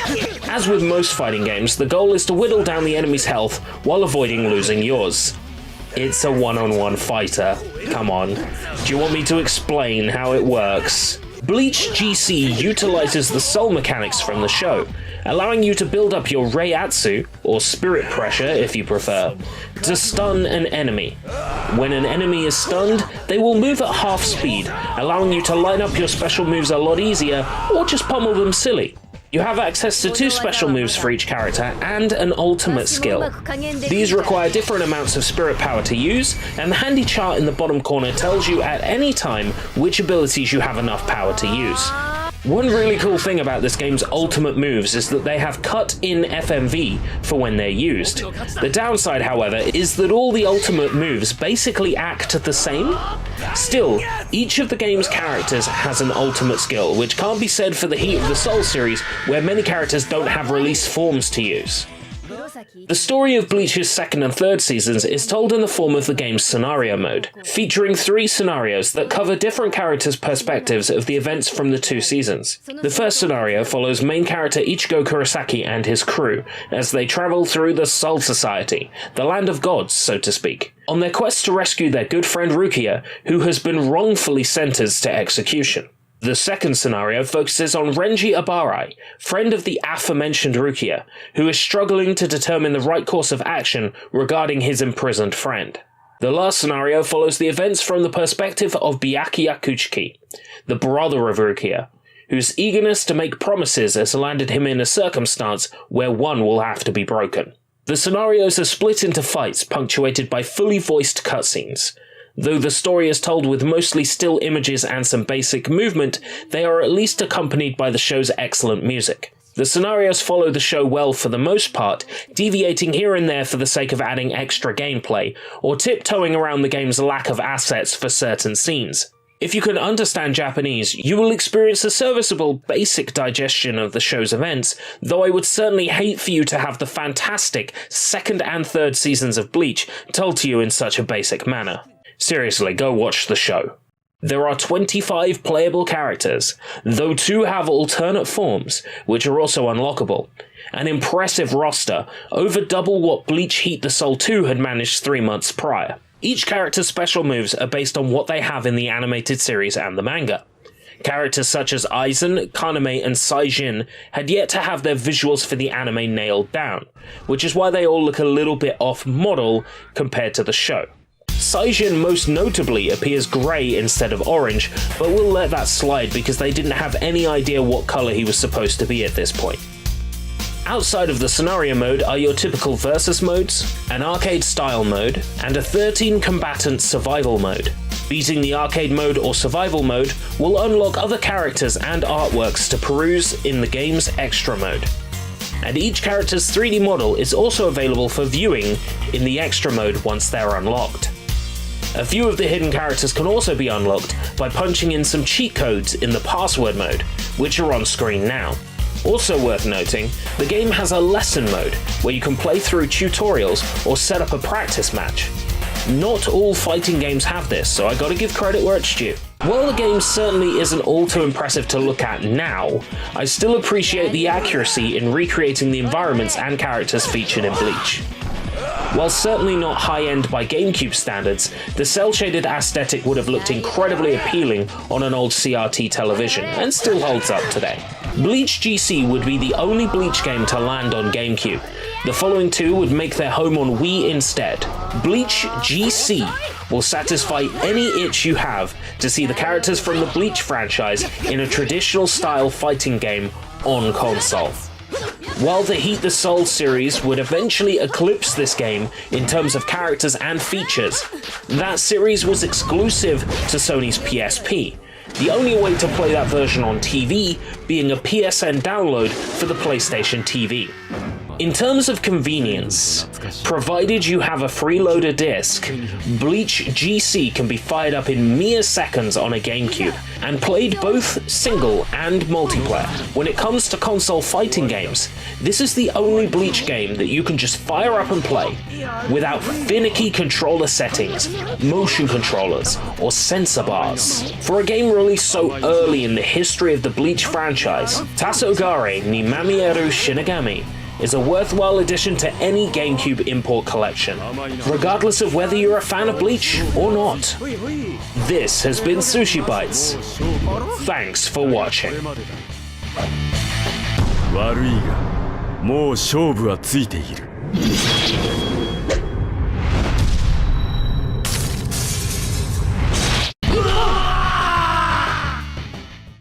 Ooh.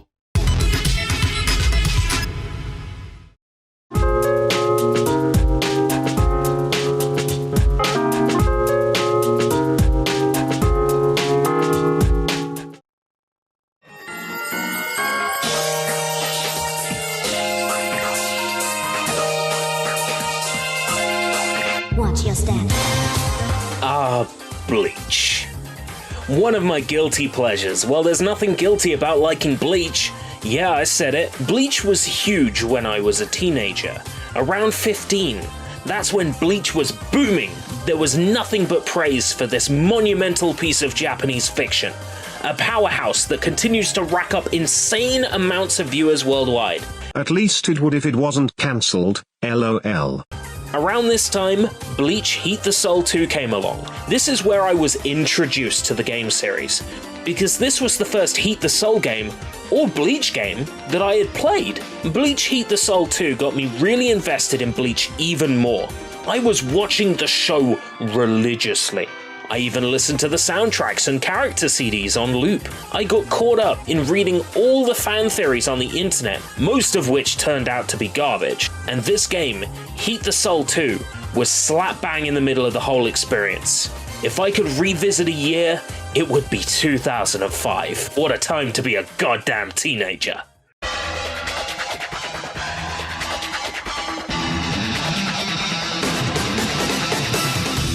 Heat the Soul 2 story mode is more involved this time, with more playable characters. Playing as the main character Ichigo Kurosaki, or one of his many ridiculous friends, has you battling against the various Soul Reapers who stand in his way on their quest to rescue the weak and useless, feeble, pathetic waifu Rukia Kuchiki. Meanwhile, picking a big bad such as Byakuya or Gin has you attempting to stop Ichigo and his friends from succeeding. While this mode has definitely been elaborated on, the caveat is that it no longer contains the brilliant what-if scenarios from the first game. Heat the Soul 2 is clearly built off the first game and reuses a lot of assets. Not a surprise considering this game came out merely 6 months after the first. At least in these 6 months they managed to upgrade the roster so there are now 12 characters in total rather than 6. From the original game we have Ichigo, Rukia, Orihime, Uryu, Chad and Renji. The new characters are Byakuya, Gin, Kisuke, Toshiro, and hidden unlockable character Yoruichi. Well, there is one other unlockable character, but it's just the basic version of Ichigo that appeared in the first game. This is what we in the industry call a wasted slot.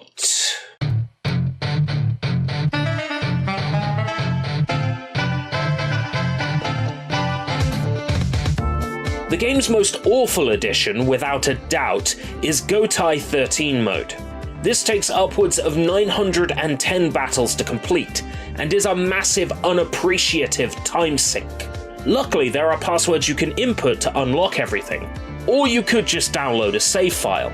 I certainly won't begrudge you for doing this. It's an unloving waste of effort. In fact, I'd probably judge you if you took the time and effort to do it properly. Oh, look at this guy wasting all his time on Gotai 13 mode. Oh, look at him. Yeah, if I'd known about cheat codes back then, I wouldn't have done it all myself, which I did. The unlockable cards continue to be a thing. It now takes 200 cards to unlock Block On, but with a new stage selection in that mode, the time spent on getting cards is, dare I admit it, justified. Unfortunately, it's still mostly the same guff, the same unlocks, the same art gallery, same sound test and same crap we had in the first game. In one sense, Heat the Soul 2 should have been the first game released, as the content we have here merely patches a few holes in the first game. But then again, if you were a fan of the show, you'd have lapped this all up, no hesitation, like I did. As with the first game, the main obstruction is the story mode. If you've watched the show, you have a rough idea what's happening in the story, so it won't really be an issue. Besides that, a little menu memorization and you're golden, as yet again a large chunk of the game's menus are already in English. Despite how easy it is to pick up and play, I think, again, this is a game for the serious series fans only. All I need to say to fans of the series is, Yoruichi makes her playable debut, and she's overpowered, just like in Bleach G.C. That's reason enough to play, right? It's a mostly disappointing retread of the first, but if you were looking for a good polished entry to jump in and try, this is better than starting off at the beginning, but the third entry in this series is even better, and the perfect jumping in point for new players.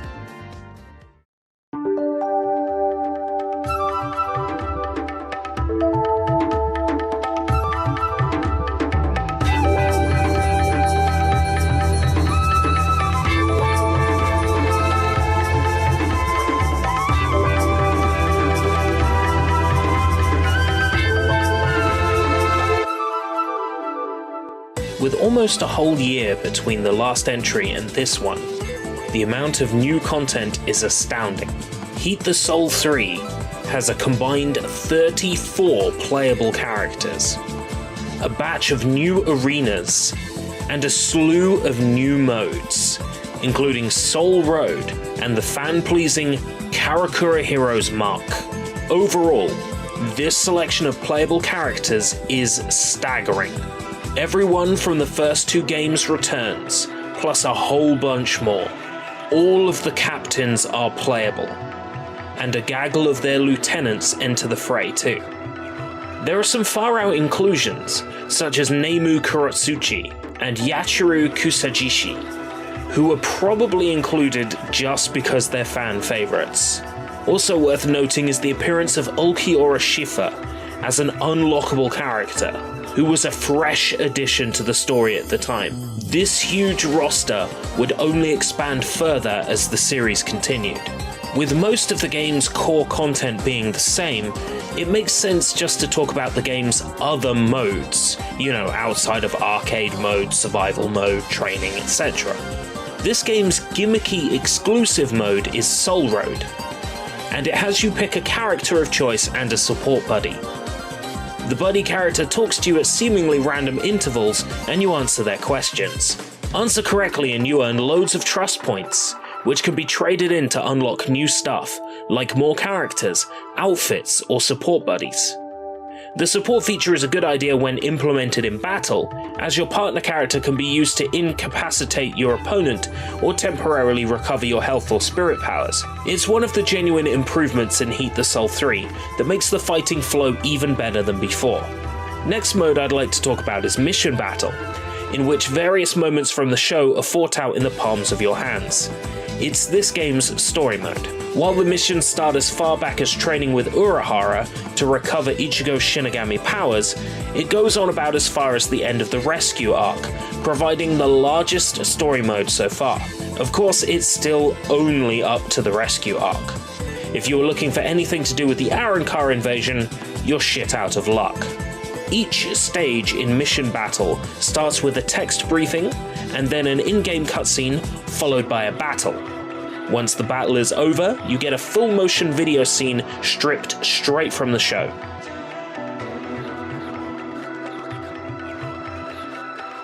Each battle has a special win condition. For example, Mission 2 will only end when you inflict a final blow with the Getsuga Tensho technique. Mission battle gets increasingly more difficult, and before long you'll be shedding hair trying to understand the win criteria. My recommendation is to grab a guide that spells it out for you. There are plenty online if you know where to look. While the gallery and cards return, they can now be purchased at the item shop. Instead of having to unlock things through collecting cards, you could just buy the things you want outright with the points you earn. So yeah, besides the other modes like versus CPU, training, there isn't really all that much to this game that isn't in the others. Well, there is one pretty neat secret, and that's the previously aforementioned Karakura Heroes Mark. This is a story-driven bonus mode with its own unique plot and animated cutscenes.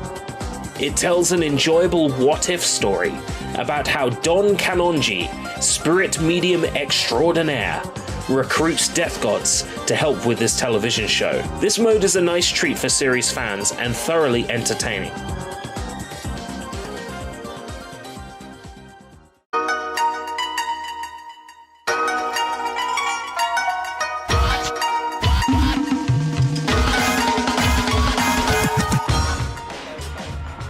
You can get through this game and unlock everything with a guide or a bit of trial and error, but with questions and mission criteria in Japanese, not knowing the language will really hinder your likelihood of enjoying the game. This is definitely the entry to start at if you're looking to see what Bleach Heat the Soul is all about. This is before the game was inundated with different soul types, tag combos, and character transformations, and therefore a wonderful place for players new to the series to start. I can recommend any of these Heat the Soul games to PSP collectors without a moment's hesitation, and also to Bleach series fans. Owning any of the first 3 Heat the Soul games is easy considering their low price on the second-hand import market, and the sheer number of copies out there. If you're collecting PSP games, it's a no-brainer. Get the Bleach games. They're fun to collect, and they're fun to play. This has been SushiBites. Thanks for watching. Oh.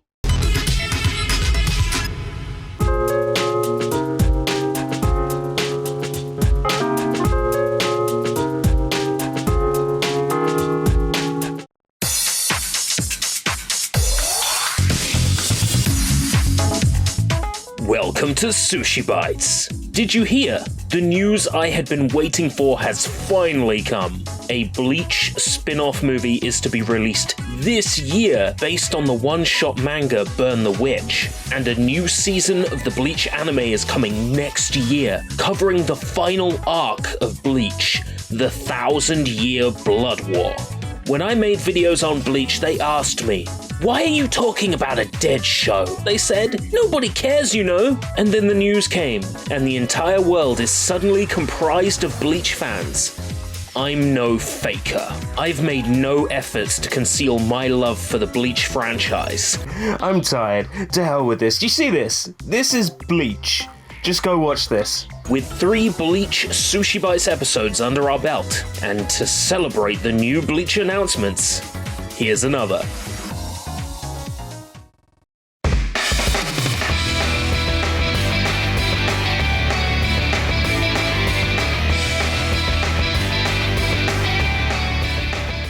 Bleach Blade Battlers was developed by Rakshin and published by Sony Computer Entertainment Interactive on the 12th of October 2006, with 23 playable characters, spanning from the beginning of the series up to the end of Soul Society The Rescue arc. This game adapts content from 63 episodes of the show into video game form.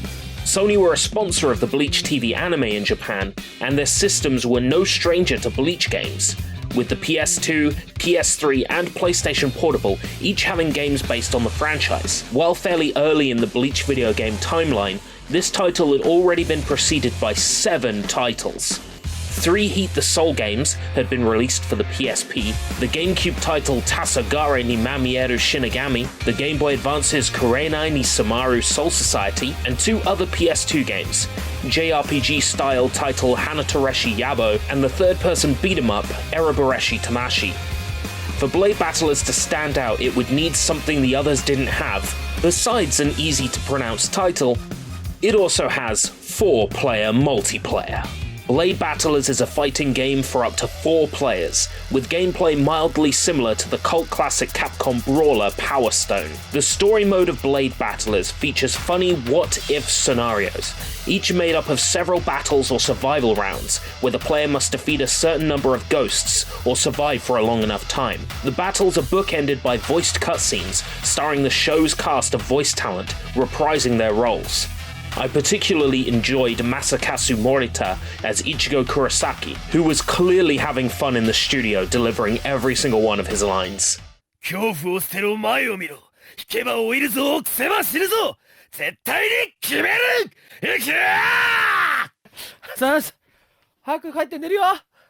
Besides these episodes, you can also play a mission mode, which is how other characters are unlocked. For every so many points rewarded for completing objectives, a character will automatically be made available. A shop feature allows you to buy items to view in the gallery. These include bottle-top figures of each of the game's playable characters complete with voice clips. You can also unlock the game's epilogue images, comedy video clips of the game's playable characters playing soccer,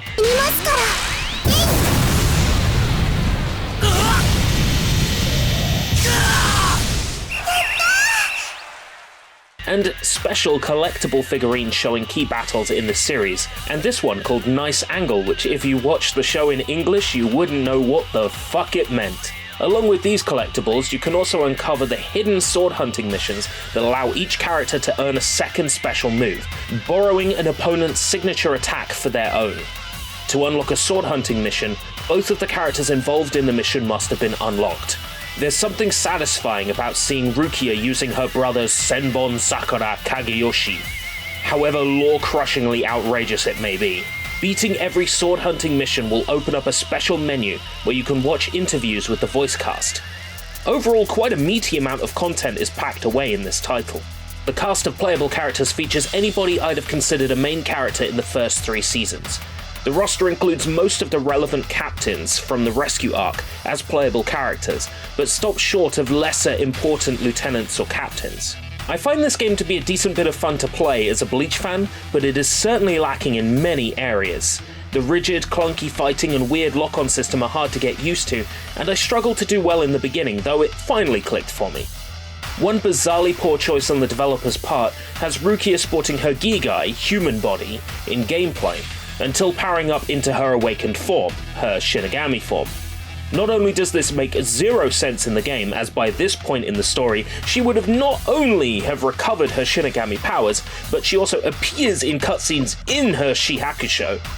But it also means struggling with an underpowered Rukia until you're down to red health, when you can finally activate your Shinigami powers, by which time it's far too late to turn the tide of battle. Despite this, it's oddly fun. The game had plenty of room to improve, and thankfully the sequel addresses almost all of these complaints. Almost.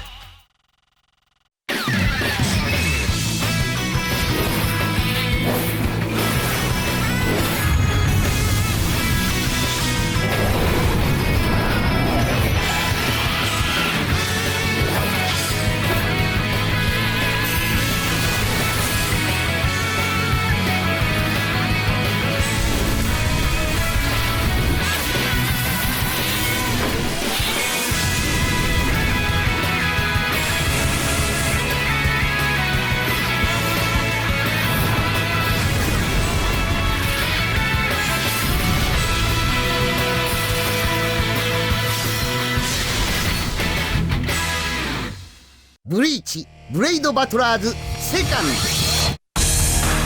Just under a whole year after the first Blade Battlers game came Blade Battlers 2nd, on September the 27th, 2007. This game includes characters and content from Arrancar the Arrival arc. A handful of the Vizard and Arrancar characters were added to the roster, along with a few Shinigami captains, lieutenants, and subordinates. Overall, 9 characters were added to the fully returning roster, bringing the playable count to 36. Characters oddly missing from the first game are now also accounted for. To balance such a large roster, all characters have had their signature moves replaced with awakened forms, which makes the game lose a bit of its charm, I feel. No more Kon-wielding Zangetsu, which is just heartbreaking.